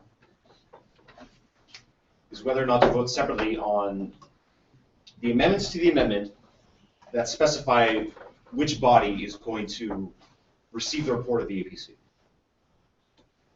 Is there any further debate on that? Seeing none, we'll move to a vote. A vote in favor means that you are dividing the question. A vote against means that you're not. All those in favor? Put your hands high. All those opposed? All the abstentions? The motion does not carry. Would anyone like their assents or abstentions noted? Okay. So, the motion, this amendment, okay, has no substantive amendments as of yet. The only changes that have been passed so far are to consider the composition of the committee separately from the rest of the amendment. And so does anyone have any further debate on the motion as a whole? Yes, Aaron? But just the grad student rep was added. Pardon? The grad student rep was Yes, added. pardon me. And so does anyone have any further debate on the matter? On like. On the whole motion. On the motion as a whole, that's correct. And just to note that it's not added up there. Sorry, I have it in the Word document. Thank you. Right, so this is our only change, sorry, the graduate student committee, the graduate student rep on that committee. Is there any further debate on any portion of this motion? Mark, you have your hand up. Just a clarification. So at the top it says it consists of 5. The committee consists of 5 people, and right. So that's the we have substance. the grad student, and it's The substance of so, It would be 7 with the grad student who's already in Yeah. there. With 5, it doesn't include the international student rep. Right. So you, Vishwa, your intention was to make that individual voting member. Yes. Obviously. So guess what? 7. So, am I still talking? Yes. So, yeah, I don't understand why the international student is on the committee in the first place if they're not gonna have voting rights? They are now, according to that number now, Oh, they do have voting rights. Hold on. So should we change the committee consist of 5 people to consist of 7? Yeah. You do that? All right, good. Yeah, I'm done. Is there any further debate on, yes, Daniel? That the international student, I've motioned to amend the international student to be a part of a separate faculty. The same thing as we talked about on the last one. You want to add? I want the international student to be from another faculty. Other than the faculty. The faculties that have been represented. So other than Studley, Carlton, and Sexton, or sorry, yeah. I meant to say what elected. Yeah. So this, right? Okay, that motion requires a seconder. Okay. For future reference, if I don't get a seconder within like a few seconds, then it won't be seconded. So there's not going to be any disputes about whether or not someone's seconded. Yes, Jessica. One thing that I the rain on the party, but the one thing that I really find problematic with this is that you have 2 separate areas up here of representation. So you have people who want to represent certain bodies of the campus. So the person could be anybody. Like obviously, they're a student, could be an international student, could be somebody from the LGBTQ community, could be international, it could be a grad student, it could be anything. What I find problematic with adding these other 2, adding a graduate student rep and an international rep, it leaves out other people in the community. Like I could make a very strong argument to add an LGBTQ rep on there because the LGBT community is so underrepresented across the entire campus. So I personally don't think that this proposal, the way that's structured, is fair to the students. I think it gives some people more representation than others, rather than just going by districts. Like if you're elected, let's say municipal council, so you're elected as a member to represent an area. You represent everybody in the entire area, and that's how representation is done. So, so like I said, I could make the argument again and say, well, there should be an LGBTQ rep added to this amendment because this purpose of this committee is an advocacy review. We know that. And LGBTQ people, like myself, have been severely underrepresented by our advocacy groups, CASA, Student NS. That's a fact. So, I could say that and make that argument. That's what I find problematic.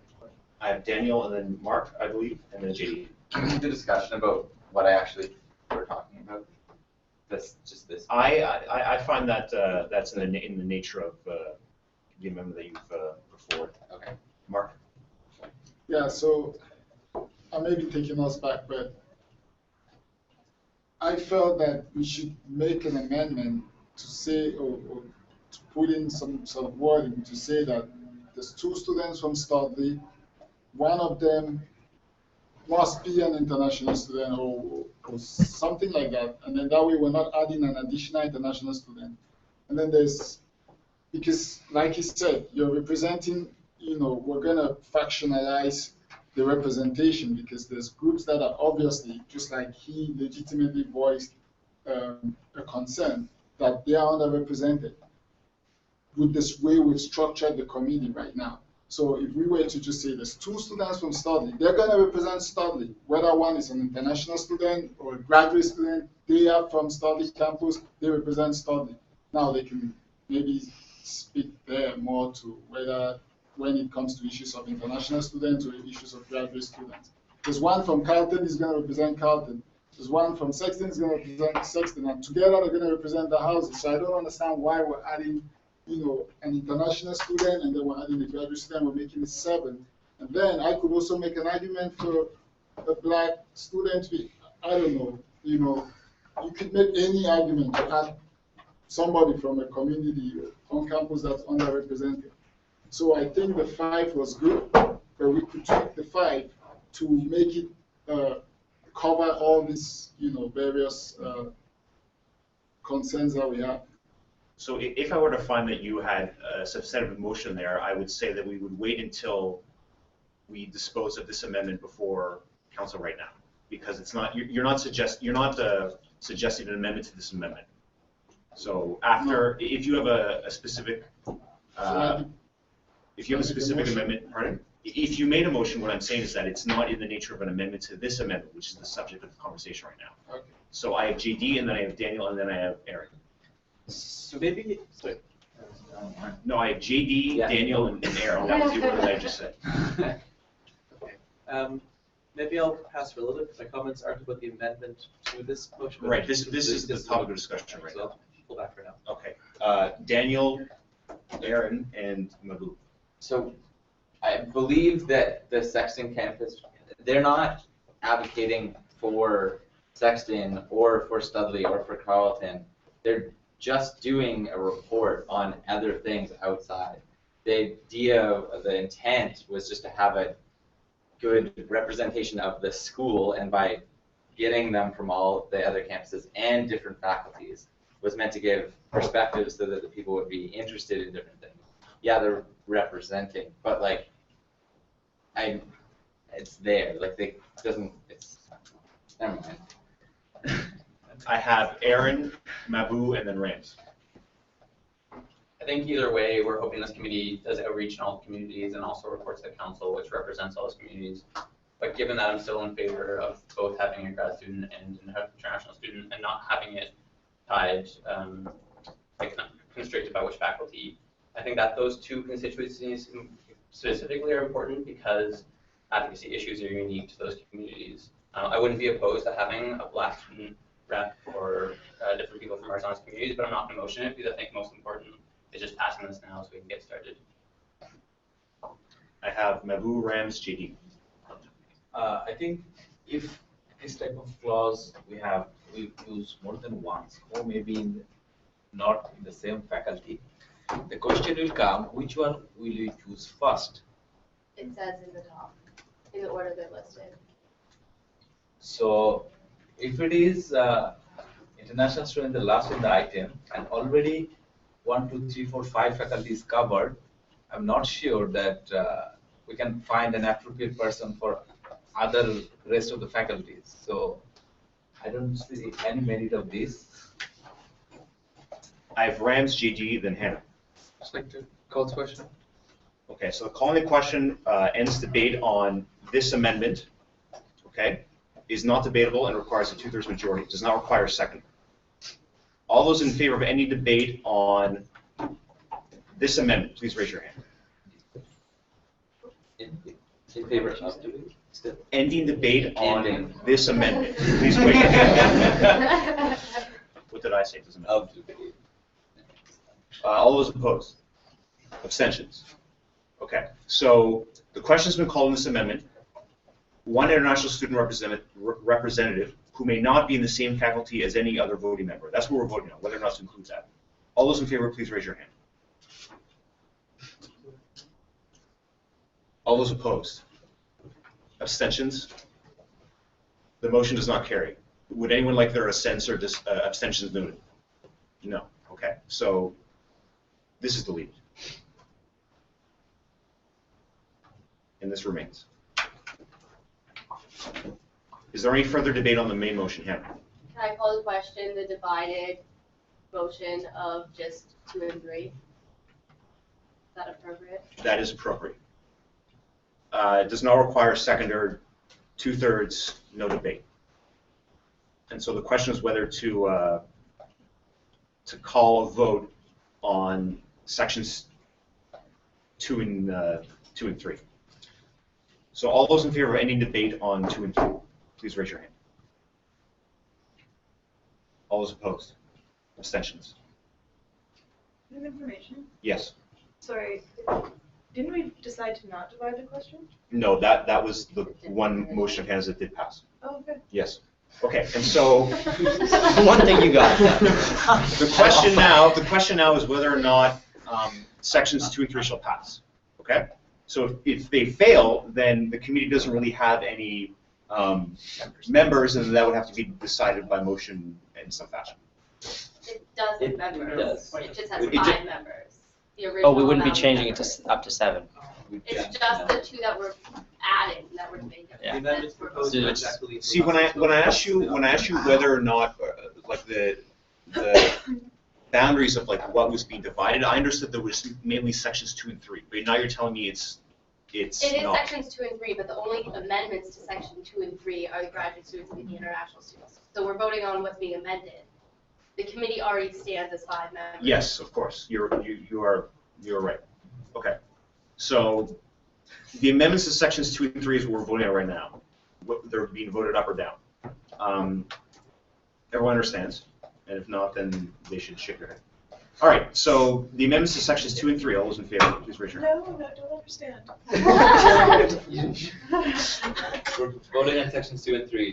And so if you vote in favor, what? And if you vote against, what? If you vote in favor, then the amendments to 2 and 3 as they are written here stand. If not, then sections 2 and 3, the content of those sections remain as they were before these amendments. So Okay. can you scroll down? Let's see what's written at the top of 2. Right. So that the committee would consist of 7 voting members, Okay. including the international student representative. And so I don't know if you're raising your hand or No, if I'm you're just, defending. this is how I'm thinking right now. Sorry. Does So a lot of everyone- questions all at once. Does everyone understand what we're voting on? I think the international student rep is included. That's correct. Okay. All right.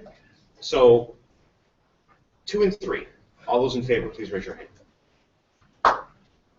All those opposed? Abstentions? Would you like, the motion carries. Would you like your dissents or abstentions noted? No. Okay. Continuing debate on the rest of this amendment, sections 1 and 4 through 8.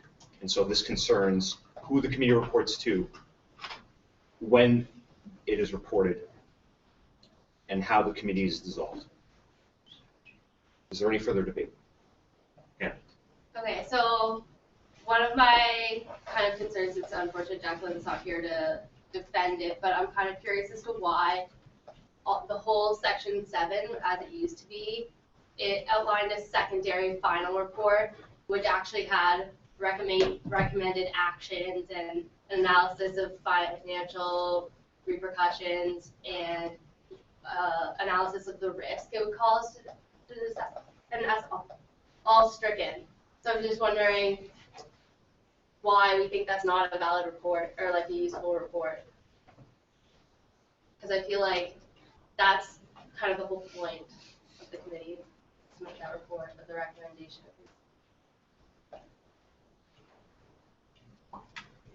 Rex. Yes, I believe the intention behind striking that was because, to my understanding, the advocacy, the academic and external affairs committee itself was responsible for these tasks. In fact, these tasks almost exactly fall under the mandate of that committee.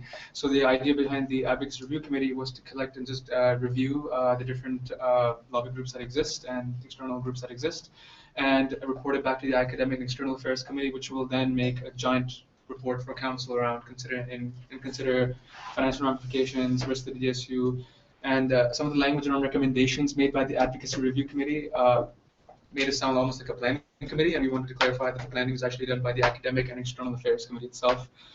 Hence, any recommendations that are made will be made to the committee. And so the committee will make the recommendations to council. Enough?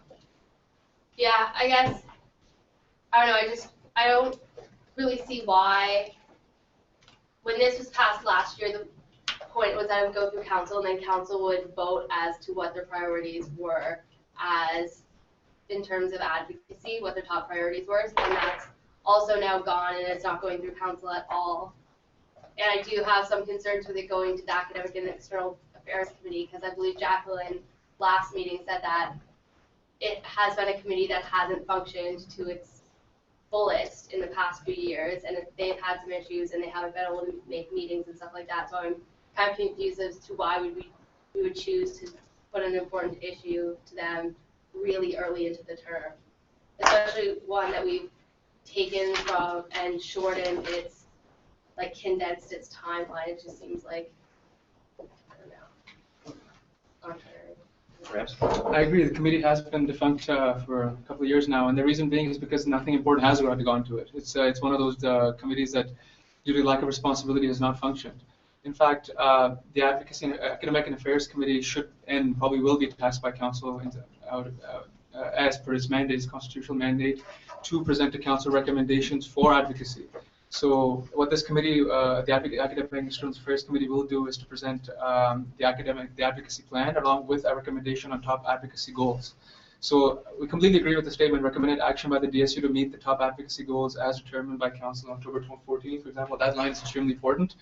It's not for the Academic Review Committee, it's for the Academic External Affairs Committee. That's the point I think Jacqueline was wishing to make. Rams, I'd like to politely disagree that there have been important academic issues over the last 2 years, I would say, and the issue is not that there hasn't been any responsibility for that committee. It's been that that committee, for whatever reason, hasn't functioned as it's mandated. So I believe, and we spent hours in this room talking about advocacy, so giving all the control of advocacy and the decisions and the conversations to a committee that hasn't met this summer under Jacqueline's new role, as it's mandated to do, is not a very good idea in my personal opinion on the matter, and I believe that we should keep it with Council as was outlined in the structure of this committee to begin with, and that Academic and External Affairs is not, like, on paper it makes sense, but if you look at the history of the union and the importance of advocacy to us right now, it's not the right idea. Damn. By that statement and a couple other statements, would it make sense to debate now just making an amendment? Wait. So you would We want just voted against doing that, so we can't do that. against removing. You could resurrect the. Removing that. You could resurrect this section, right? Oh, that wasn't even what I was talking about. I was talking about that we've been discussing whether it should be the APC. Oh, yeah, APC or Council. Who they should report to, and that's kind of what this debate is going into right now. And that motion was defeated. That's correct. It was defeated. Yeah, because that doesn't preclude debate on the main motion on that point. Okay. Because it's still open to council members to vote down this amendment as it's amended.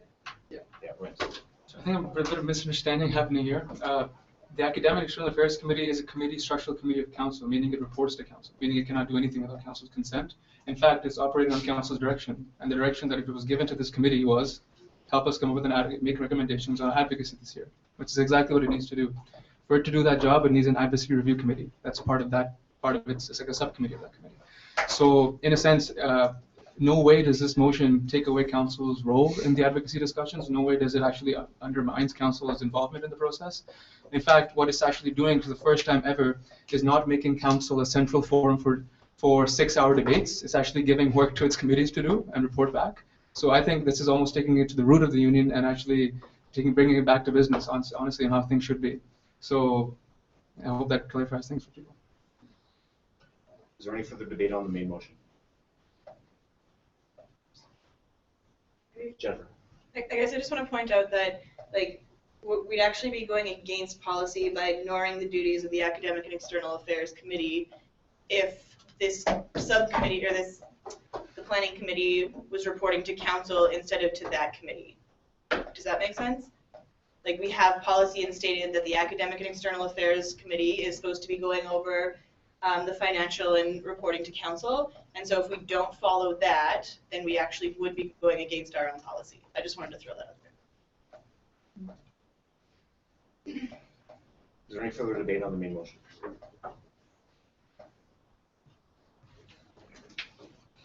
Hannah.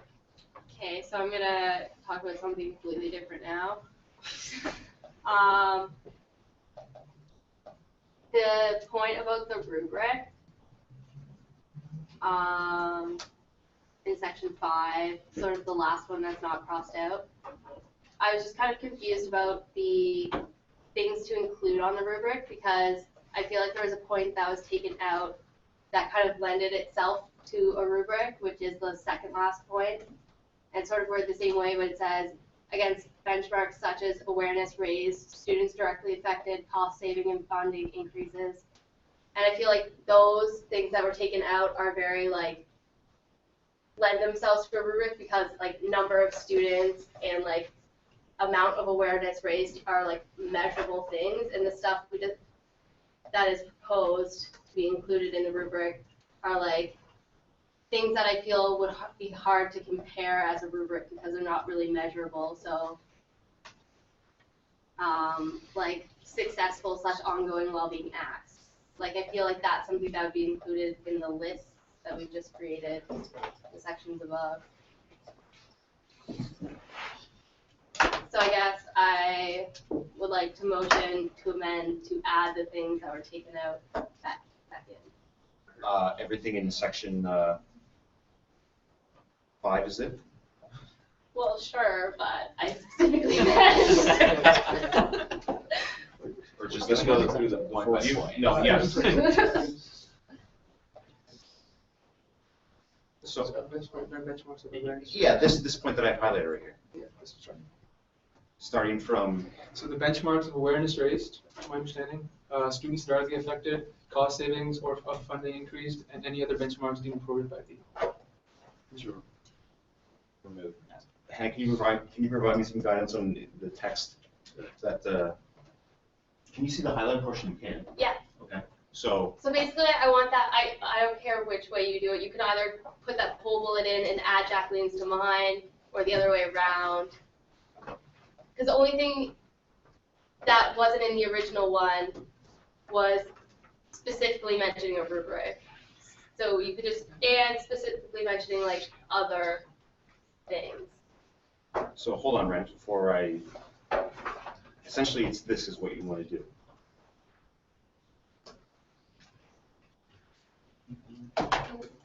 Okay, probably the easiest way is just in the section with the rubric, include but not limited to, add the things that were Like benchmarks. this, like that.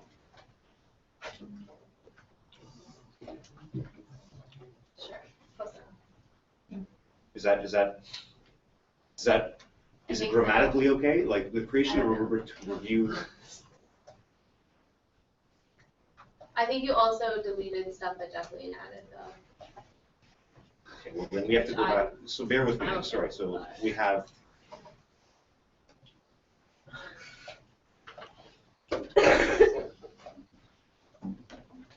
We want to get this right the first time, right? So the creation of a rubric. Take this. That goes here.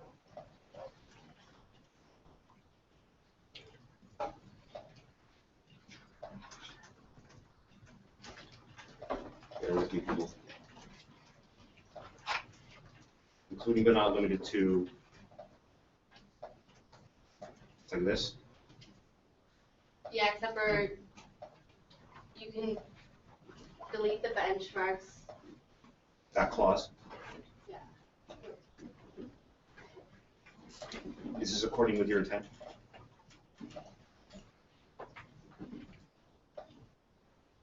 I think there's also awareness raised in there that got deleted too.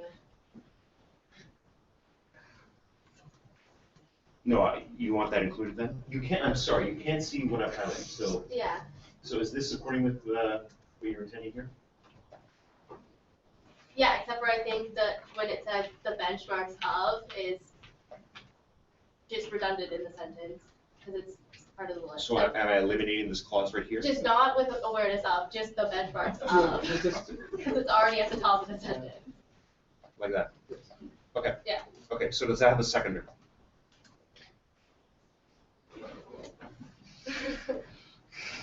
Did you have anything you want to add to that?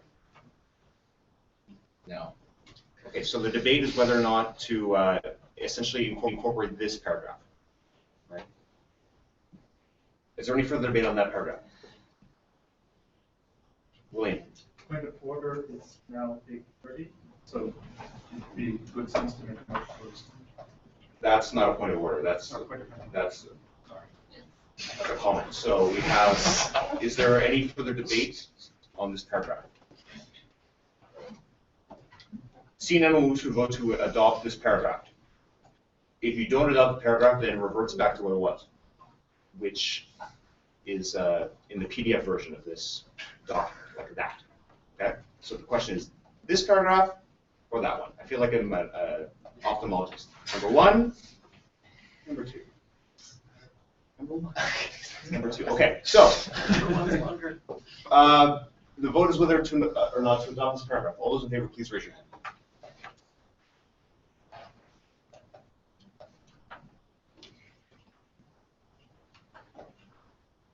Opposed? Abstentions? Would you like your abstentions noted? The motion carries. So it's like that now.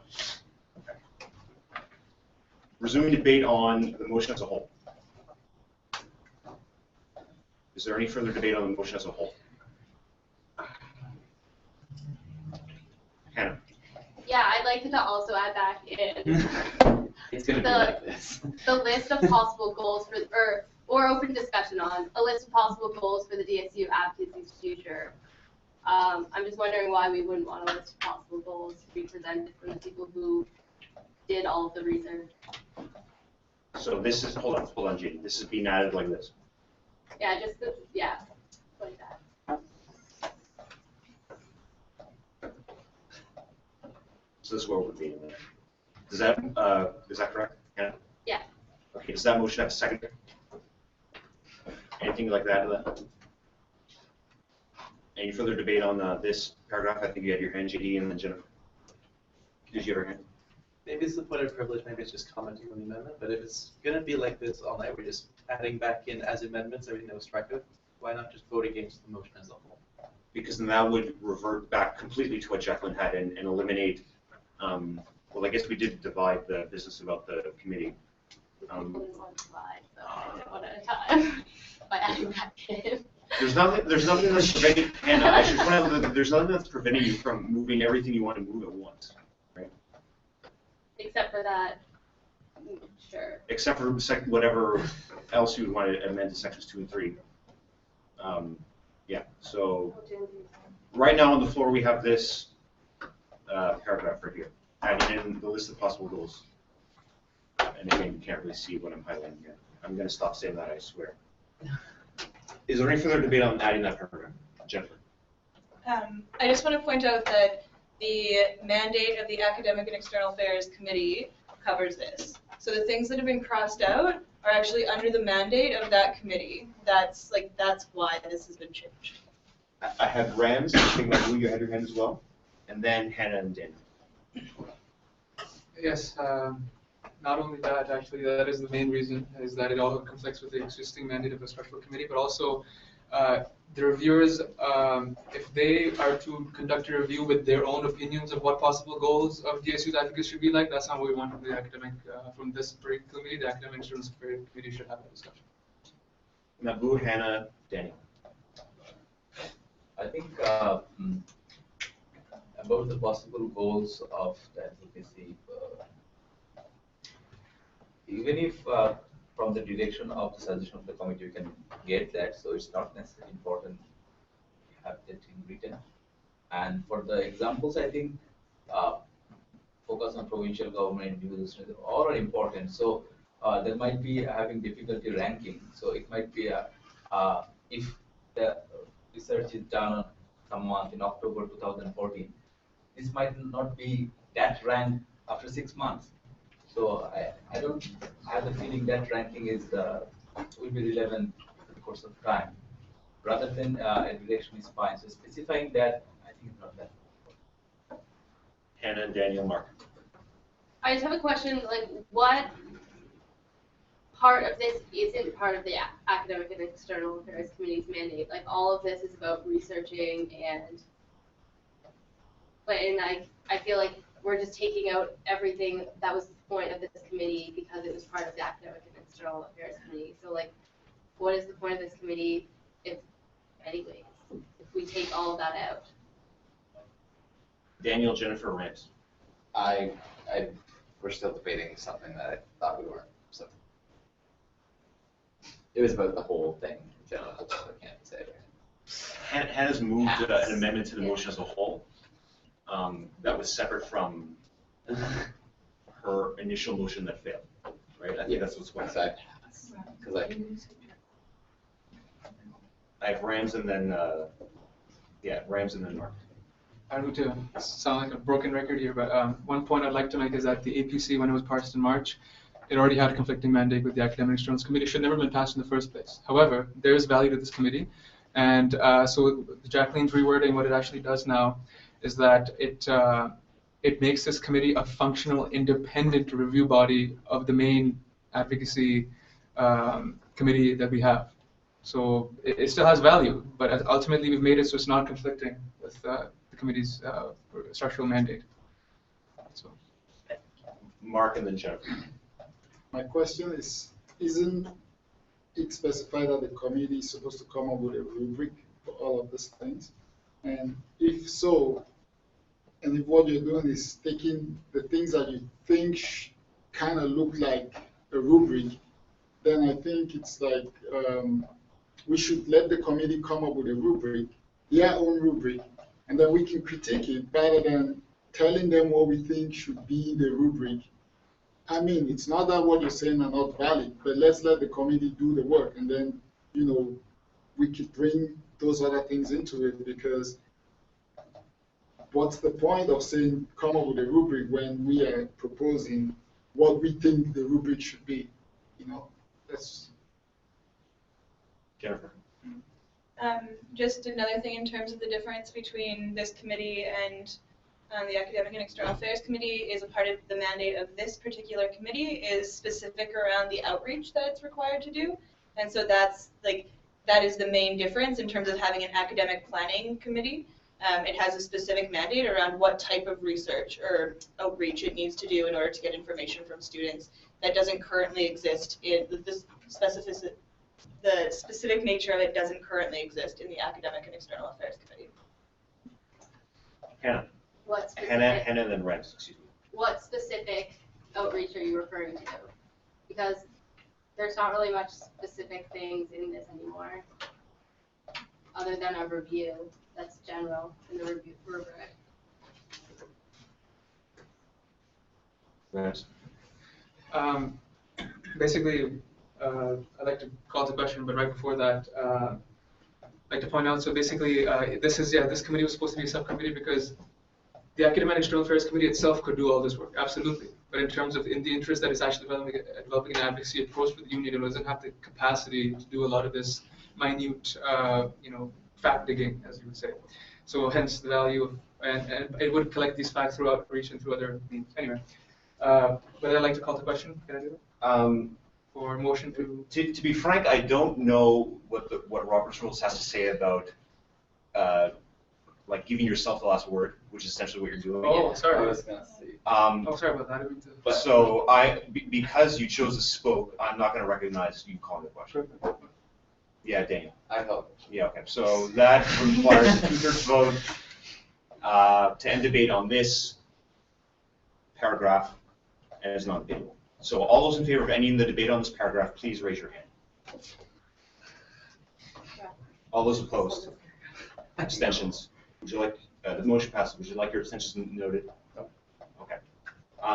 So we're voting on the amendment to include this paragraph. Instead of deleting it, that's correct. All those in favor, please raise your hand. Please raise your hand high. Do you have a point of order or point of privilege, Rams? No, so. Clarification. In favor means what? In favor means that we're adopting this paragraph, okay? Opposed means essentially that, like, this paragraph didn't exist beforehand, so it would be eliminated completely, just like how Jacqueline had intended originally. Does everyone understand? Okay, so all those in favor, the vote is whether or not to adopt this paragraph. All those in favor, please raise your hand. All those opposed? Abstentions? The motion is defeated. Would anyone like their assents or abstentions noted? No. Resuming debate on the motion as a whole. Daniel and then Aaron. I think about this and what's going on about it right now is that we never actually had a chance to discuss. We never had a discussion period on the changes that were made, and that's why we're trying to discuss well adapting this thing. So now it's changed so much, possibly from what was sent out, that now it doesn't even really make sense to vote on it tonight. So are you raising a point of order? Yes. That's what I wanted to say when I had my hand up earlier before, but we were in and it's... So you're raising a point of order as to whether or not the amendments to this amendment are in the nature of Jacqueline's amendment. That's essentially what you're saying. She's not even here to defend them, or as well as we should have had a presentation saying why they were changed with the ABC, with the ARCFIJ, whatever it was, acronym, to say that, oh no, this is covered by this, and just like shown the policy that says, like just copy and paste the policy that says this is why we're getting rid of it, because it's someone else's job beside it, instead of just striking it through. Like, it just looked like you destroyed the whole, not destroyed, sorry. Modified. Modified greatly the document and the goals of it, but it was just because we didn't know that there was another committee that actually had those. That document wasn't sent out for us to review as well, and that's what I feel, that this back and forth debating things and you just telling us there's a reason for it. Maybe Jacqueline could have just told us everything in the presentation, or like had a note beside the deletion, why it was deleted, what it was replaced with. That is my feelings on this. And I don't like it when things get not discussed and then just decisions. And it's like I can't talk to anyone about it. Like, anyways. So hold on. So you have a point of order. Hold on. You have a point of order. And so I have to rule on that before I can recognize Mark's hand or Jennifer's hand. And so what we have here is an issue with whether or not the amendments to Jacqueline's amendment so drastically alter the intent of the original amendment that they are themselves out of order. And so that exercise would involve me going through each of the amendments to the amendment to determine whether or not they are drastic changes to what Jacqueline's intended. So I have to do that now before I recognize anything. And so the amendments that were this is what has been requested of me. So the amendments were to include an international student representative. Do you understand what I just said? Do you understand that like you're raising a point of order that the amendments to Jacqueline's amendment, like I'm raising a point of order that this decision item was brought to council with so many changes that weren't discussed at council that now it's become this crazy amendments on amendments. Right, so it's essentially what I just said, yeah. Yes, so I have to sorry. rule on each of the amendments to ensure that they're within the intent. Do you have a point of order? Just a clarification. Do you have a point of order? Do you have a point of order? Do you have a point of order? Do you have a point of order? Point of information. Daniel, Yeah. do you understand exactly what he's saying, and is Yeah. that what your intent was? My intent is that this is crazy and that if we're going to do this, we're going to rush it and we shouldn't rush it. But you want him to go back over the things we've already That's what he's asking, and so. Can I motion to table this to the next meeting? No, because you just raised a point of order. Okay, right? So then, And so I'm going to go through each of the amendments right now, and I'm going to say that adding the graduate student representative does not drastically change Jacqueline's intent. Okay, so that's one. That's number one. Okay, so then The second one, pardon me. The second one was this rubric business. Okay. None of the amendments thus far have changed it in a direction that's not in the same light. It's just adding to. Does anyone have any debate on this issue? On the issue of whether or not adding this paragraph about the rubric does not accord with Jacqueline's intention? If not, then I'm going to rule it out of order and revert it back to the original thing, because I tend to agree with Daniel's submission. Yes, no one can actually see what I'm doing. So, because I was going to look up something else. Someone has a point of information? When you say original thing, that means the motion as it stood at the. No, Jacqueline's original amendment, which excluded that portion, right? So I'm ruling that out of order.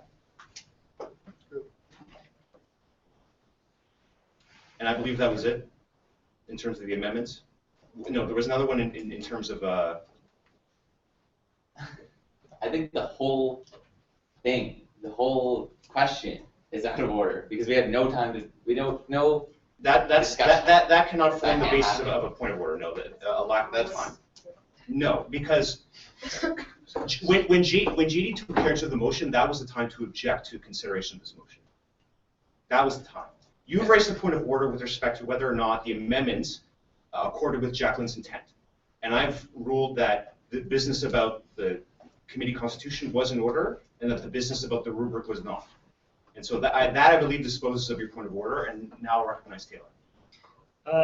I think I would like to make a point of order that since JD, since the start of this meeting, new information has arisen from the executive that because of a lot of these changes are coming from the mandate of the academic external committee. This is not a point of order. This is not a point of order. JD.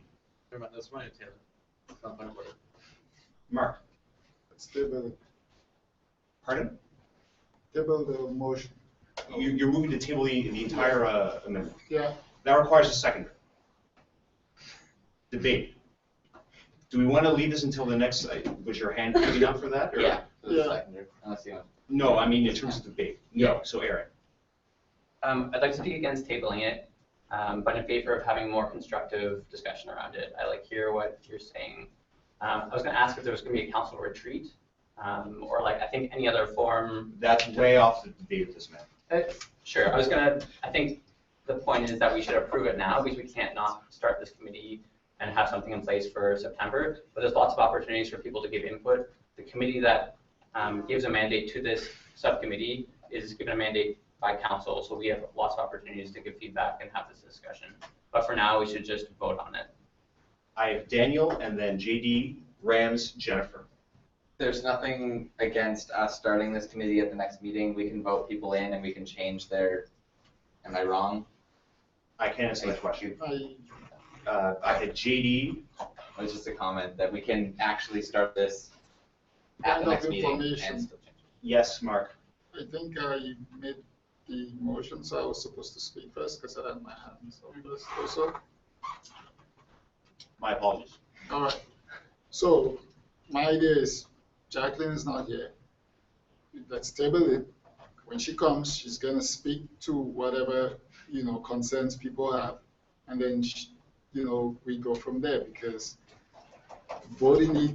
I mean, it's.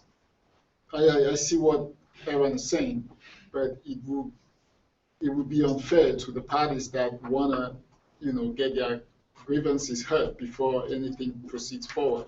So why don't we just wait or table it until Jacqueline comes, and then we open it, and as he said, all that can be done in a day. We can make it the first point of business, get that done, get the committees approved, and everything would be in place. Before I recognize JD, Rams, Jennifer, and please remind me of your name. Rogan. And Rogan. Before I recognize those two, I want to apologize again to Mark and just know that that's a point of privilege. So instead of information. So JD. Thank you. Sorry about that. So I would speak against tabling the motion, and here's why. The reason we're having this debate tonight is because at the last council meeting, Jacqueline had a substantial amount of amendments proposed when we were debating the existing policy.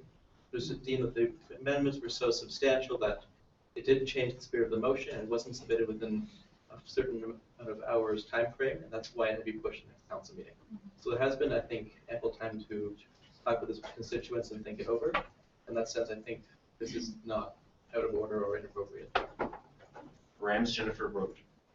Yes, I'd like to emphasize that this motion was given adequate notice. It was also, as JD mentioned, brought up for discussion at the last meeting. A lot of the questions that are being asked are pointed questions Jacqueline, and Jacqueline at the last meeting emphasized the fact that any councillor should send her questions in the meantime. Questions were not sent, probably for whatever reason, and hence it is unfair to cite deviations from adequate process as a substantial reason for taking this motion when I feel that it is something much more personal for certain folks than Jennifer, Rogan, and Mark. Yeah, I just want to echo those thoughts that the motion did have proper notice. Folks have seen it for a while, had plenty of time to go out. to talk to folks about it. Also, Jacqueline did do a presentation on advocacy last week and asked for questions about it, or at our last council meeting. And she did request any sort of questions to come to her. And so there has been a lot of time to work with this motion. Brogan and Mark. So how I see it, I also don't think we should table this motion because the changes that were made because the information that was all taken out is in someone else's policy. So by putting it back in this, we're overlapping policies, which is gonna lead to further complications. So this is how I'm seeing it. It doesn't make sense to put them back in because that will complicate things in the future. And if we vote on it tonight, we can make those changes later that you have concerns around instead of totally overlapping these two pieces of paper. Mark and Taylor. So in light of this new information, because I wasn't aware to the details about what these folks are saying, I'd like to withdraw that motion. Does that have the assent of the seconder of the motion to table? So withdrawn. Resuming debate on the motion as a whole. Dan. Motion to call the question. 2/3, no debate. All those in favor of any debate, please raise your hand. All those opposed? Abstentions? Would you like your abstention? No. The motion carries. The vote now is on each of the sections of this amendment as amended, except for, of course, 2 and 3, which have already been approved. The amendments, I believe there's been only one that hasn't been ruled out of order, and that was concerning, someone help me out here, that was concerning the rubric, thank you. Or no, didn't I? No, I ruled the rubric out of order. Was that saying including X amount of things? What was it? It's still for the rubric, but it's. It's gone? No, No, it's right here. Okay. So, Including but not limited to. It was the benchmarks one. right, it ended after what, Rams? Right. Right, because the rubric was there in the beginning. And so that I ruled in order, but not this business about the extent, the awareness raised, students directly affected, et cetera. Okay. So there's been one substantive amendment. Do you have a point of, no? So we're voting on the motion as a whole. We all understand that? Okay, so if you vote in favor, then you vote in favor of this motion. If you vote against, then it reverts back completely to what Jacqueline had at the beginning, with the exception of sections 2 and 3, which has already been approved. So that being said, all those in favor of adopting this motion as a whole? Clarification, can you please repeat? So Sorry. we've amended section 5 of Jacqueline's amendment, namely the rubric paragraph. Okay? The rubric paragraph was there. Didn't do anything about We it. didn't do anything except for the part you took away. That was part of Jacqueline's amendment. Okay, so then there are no substantive amendments to this. Yeah. Just to to add Jacqueline's half the amendment. division. So a vote in, I'm explaining the vote in favor, which would be to. Are you telling me it's not? There are no substantive amendments at all from? No, we voted. Okay. So a vote against would revert actually to Hannah's original amendment that was 2 weeks ago, right? Thank you for that clarification, Jamal. Okay, so all those in favor of adopting this motion as a whole, please raise your hand.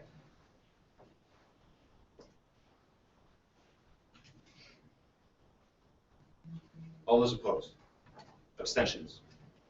The motion carries. Would you like your dissents or abstentions noted? Yes. Daniel would like his abstention noted.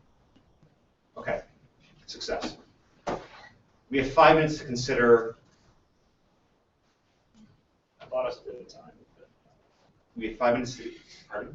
You're talking about 5 minutes left in the meeting? That's correct. Yeah, it bought us a bit of time in the building, so. Well, someone is, do I understand correctly that a council meeting cannot extend past 3 hours without a motion to extend? Yeah. So Aaron has something to say. By 5 minutes? It's by 5 minutes. That requires a seconder. Right. No seconder. The motion doesn't have a seconder. Yeah. Daniel and then Taylor. Motion to extend by 15 minutes. Okay, does that have a seconder? Taylor, all right, debate. How long should we be going on for you? Well, Yeah, Mark. I would probably support the motion to extend, but I won't be here. Right, so, that's the only substantive issue we need to work on is quorum. So right now we have,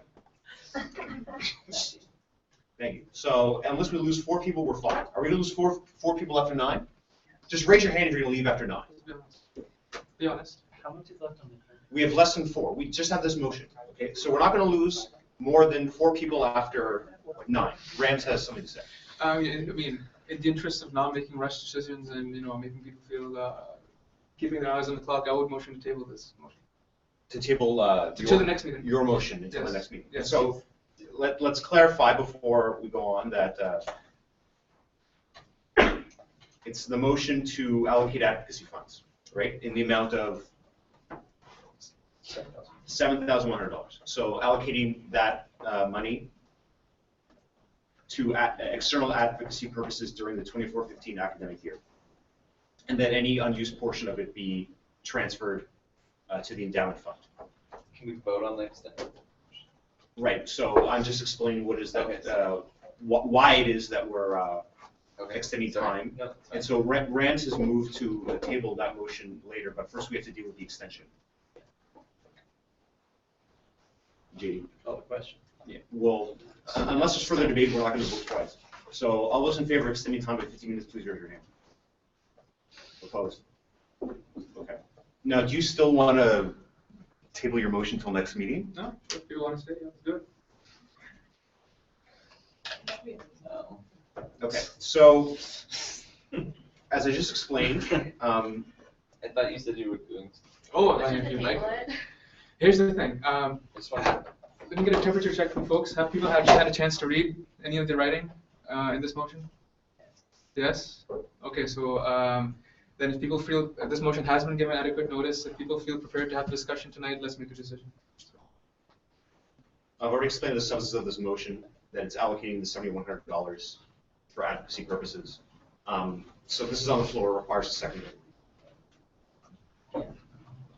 Please remind me if you're Julian. So Rams, did you want to speak to it? Yes, if you don't mind, I'll just walk through let's start from the top, I guess.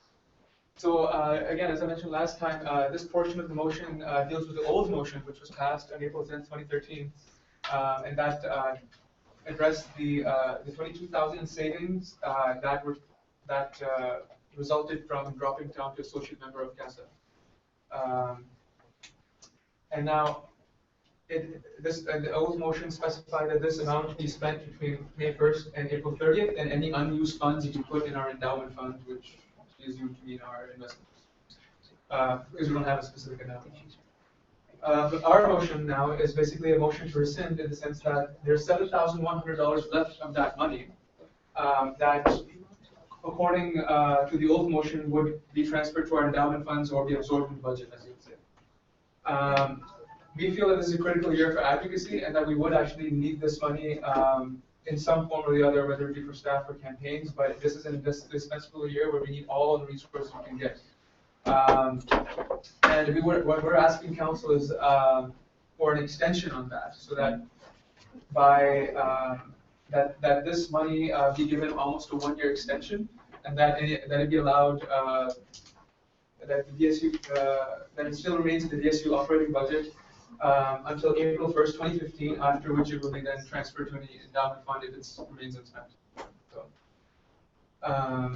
yes, that's pretty much it. Julian, did you want to speak to that at all? As a seconder? No. Daniel? What happened to the $44,000 that we got from dropping out of CASA? That's still there, yes. For advocacy. Yes. And we didn't spend all of 22,000 last year. Indeed. So 7,100 was unspent. So, I have a, yeah. So Actually, to make a clarification, this was not this year's budget. It will not, money is not coming from this year's budget. It was from last year's budget. There was some leftover money. So what happened with the leftover money? It absorbed with the operating budget, or it goes to the investment. I think it's important to keep that amount of money, 7,100, in the advocacy fund to support that didn't think whatever the manner is. But about the other funds like 24,000, it's still in the budget, in a budget line of federal advocacy, and I think we have our committees to discuss, like advocacy review committee or academic external committee. They will come up with some suggestions how to expand those funds. So just like the wording of that question makes me think that it was intended that that was to go into that, and that was decided by council. It's not our, I don't find that it's our decision to say whether or not that money should go back into advocacy or not, unless it was already put in and then taken out. I feel that it should just go right into where it was intended to go. Just because they didn't put a date on when that goes in, if it wasn't spent between those 2 dates, it says it should be placed back in. And I feel like anything other than that is against what that original motion said. Just because they didn't put a date that you have to put it in the bank doesn't mean, I don't know. So you'd essentially raised the point of order that the substance of which is that council cannot contradict a previous motion of council. Yeah. So that's not a proper point of order, because council can decide, frankly, whatever the hell it wants. That's the principle of a deliberative body, right? I hate to put it so bluntly, but okay. I will assert the rights of council to do whatever the hell they want. Were there, Aaron, your hand was up. Sir. Just to add, if it helps, that the person who made that motion was the law rep, and their concern was that the DSU would take that money that was being used for advocacy and use it for like services or like food, and so they didn't want the DSU taking all this money and then not doing the advocacy that they had promised the students. So I don't think that approving this is against what people had hoped. Is there any further debate? Do we all understand the substance of this motion? To allocate that 7,100 for external advocacy purposes, and that any unused portion be transferred to the debt in the endowment fund, and that this money is coming from unallocated funds that was intended to be used solely for external advocacy. Does everyone understand the substance of this motion? Is there any further debate on it? Seeing none, we'll move to a vote. All those in favor, please raise your hand. Opposed? Abstentions? The motion carries. Would you like your dissents or abstentions noted? Yes. So Dan, what's his dissent noted? Okay, moving on. I believe that we need to determine which policies we're going to be noticing for the next meeting. And so that I leave in your hands, Rams. In your hands, Rams. Yes. Also, yes. Noticing for discussion. Yeah. I thought this was for a vote. Unless you wanted to. For discussion, yes. The earlier temperature check indicated that was the case. Yes. Thank you. So board policy, constitution policy, council policy, procurement policy, commissioner policy, and that should be it. Say that once more for. Board policy. Board. Constitution. Yeah. Council. Yeah. Procurement. Yeah. Commissioner policy. Yeah. So those will be all of those 5 policies will be the topic of discussion at the next meeting, but not the topic of vote. Unless there's energy around other policies at the time, but no, none to my knowledge. Now, Rams, the text of those are not currently before council, right? Because various edits were suggested to those. So I'm going to need those. Well, depending on when the next council meeting is, I may need them, like, yeah, or I may need them like tomorrow. What? Because a proper notice of motion for these types of motions is 2 weeks.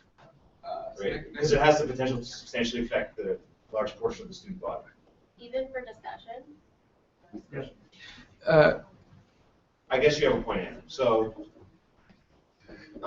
yeah, because it's not being voted on. Okay, fine. So get it to me within the next, whatever. I don't know. I'm losing my mind. Okay. Are there any other notices of motion? Do you have a notice of motion, Lee? I don't think you do because you're not a member of council. Are there any other notices of motion? Unless you have a point of... Yeah, point of information at the meeting in June, which we don't have minutes from, where we were talking about the policy stuff. Yes, We agreed thank as a week as a reasonable time frame for making sure that these notifications get out. Do we want to use that again? Or? Yes, so, I mean, it's all dependent on the very able and very fastidious work of our Secretary Claude. And so the question is, how many meetings can you reasonably foresee producing minutes for by the next meeting? And I don't want to presume that you can produce all of them because you just said we have like 4 or 5, there's like 4 or 5 of them, right? There's May 7th, there's May 28th, there's June 9th, June 18th, and then the 30th, which will take 2 minutes because that's the one where we did for, plus the one from the first 5 sections from last week. So I'm just, instead of putting Chloe on the spot, I'm just going to, I don't know. I don't think it's reasonable to produce all of those by next meeting. I simply don't. So I trust that you will produce whatever you can within the next 2 weeks, and at the next meeting we'll have another discussion about when we can reasonably expect to receive those minutes. Okay. So are there any further notices of motion? Are you going to put your hand up? No. Are there any announcements? Yes, Jessica. I just wanted to announce that the fact is that it's not easy for me. I won't be returning back to university this fall. I was a dialogue rep, and it was really touching to be on DSU council. I wanted to say that being a counselor for me was a privilege. You know, it wasn't something that was taken for granted or a right. You know, I talked to Rams earlier, I don't know, the last week or so about the responsibilities of counselors, but it's a really good honor to be a counselor. I'm not a student anymore, and why can't I come back to university? I mean, probably come up with a lot of reasons. Institutional oppression and transphobia and student loan system being not supporting students and not supporting students with disabilities, especially not supporting trans students like myself. Not having any place to address these issues either, right? I have to say that the student union here has been my home. And I do really think a lot of all of you guys. I'll be around somewhere. I don't know what I'll be doing. You may call upon me. But one of the biggest things was being recognized by the students of the university. You know, being a council member and, knowing that you have a great responsibility, that you're accountable for your actions on the university and off the university, that you have integrity, you need to stand up for what's right. And, point things out, but also ultimately, in the end goal is helping the students. Regrettably, I'm not here to help with the Transgender Students Issues Committee. I don't know where that's going to go. So I do not have any hard feelings against council. I know that work, be continued. I know there's a preferred name policy coming up this fall, which is very important for students, especially trans students and non-conforming students. but also for international students, that people could use a preferred name, not only in their IDs, their class lists, and many other documents that students are owed it. And that really speaks to a lot of safety. Also speaks really like what our student union stands for as well. And like, recently I had a difficult time, and I have to apologize. And so there was a couple of tweets that I tweeted. They weren't really fair. It came from a place of anger, not from a place of where I should be. I've had to work through a lot of stuff this summer, and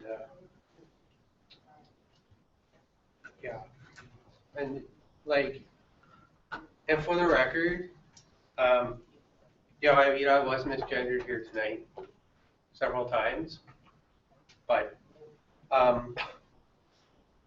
there was somebody who actually stood up and they said something, and the person actually apologized to me. And that does mean a lot to me, and I know that we have a long road to go for people and stuff like that. So what you guys do here today and the decisions you make does make a difference. And it makes a difference for a lot of people, students out there. I'm just sorry that I can't be here to be a part of it. Anyway, thank you. Thank you. Are there any further announcements? Joel? It's not an announcement, it's just it's like a question or something, if I can. It's not a question. This portion, like, no one can answer a question, right, at this point. I just want to put up a question, I can get the answer later probably, if that's possible. You can ask it, but you're not going to get an answer. Okay, that's fine. Yeah. I'm not sure, I was under the impression that events are planned on campus through the events committee, but I didn't hear back anything from the events committee, and I'm not sure how the DAL Fest was being planned and this. I'll speak to the events committee. Yeah. This is not a question answer. Okay. I'll speak to the events committee after this. See you. Are there any further announcements? Daniel, you want to? Well, I need to make sure there are no further announcements before you put your hand up and we all get out of here. So now I'll solicit motions to adjourn from Daniel, seconded by everyone else. All those in favor? Does anyone really want to stay here for another 6 minutes? Extensions? Thank you for your patience, everyone.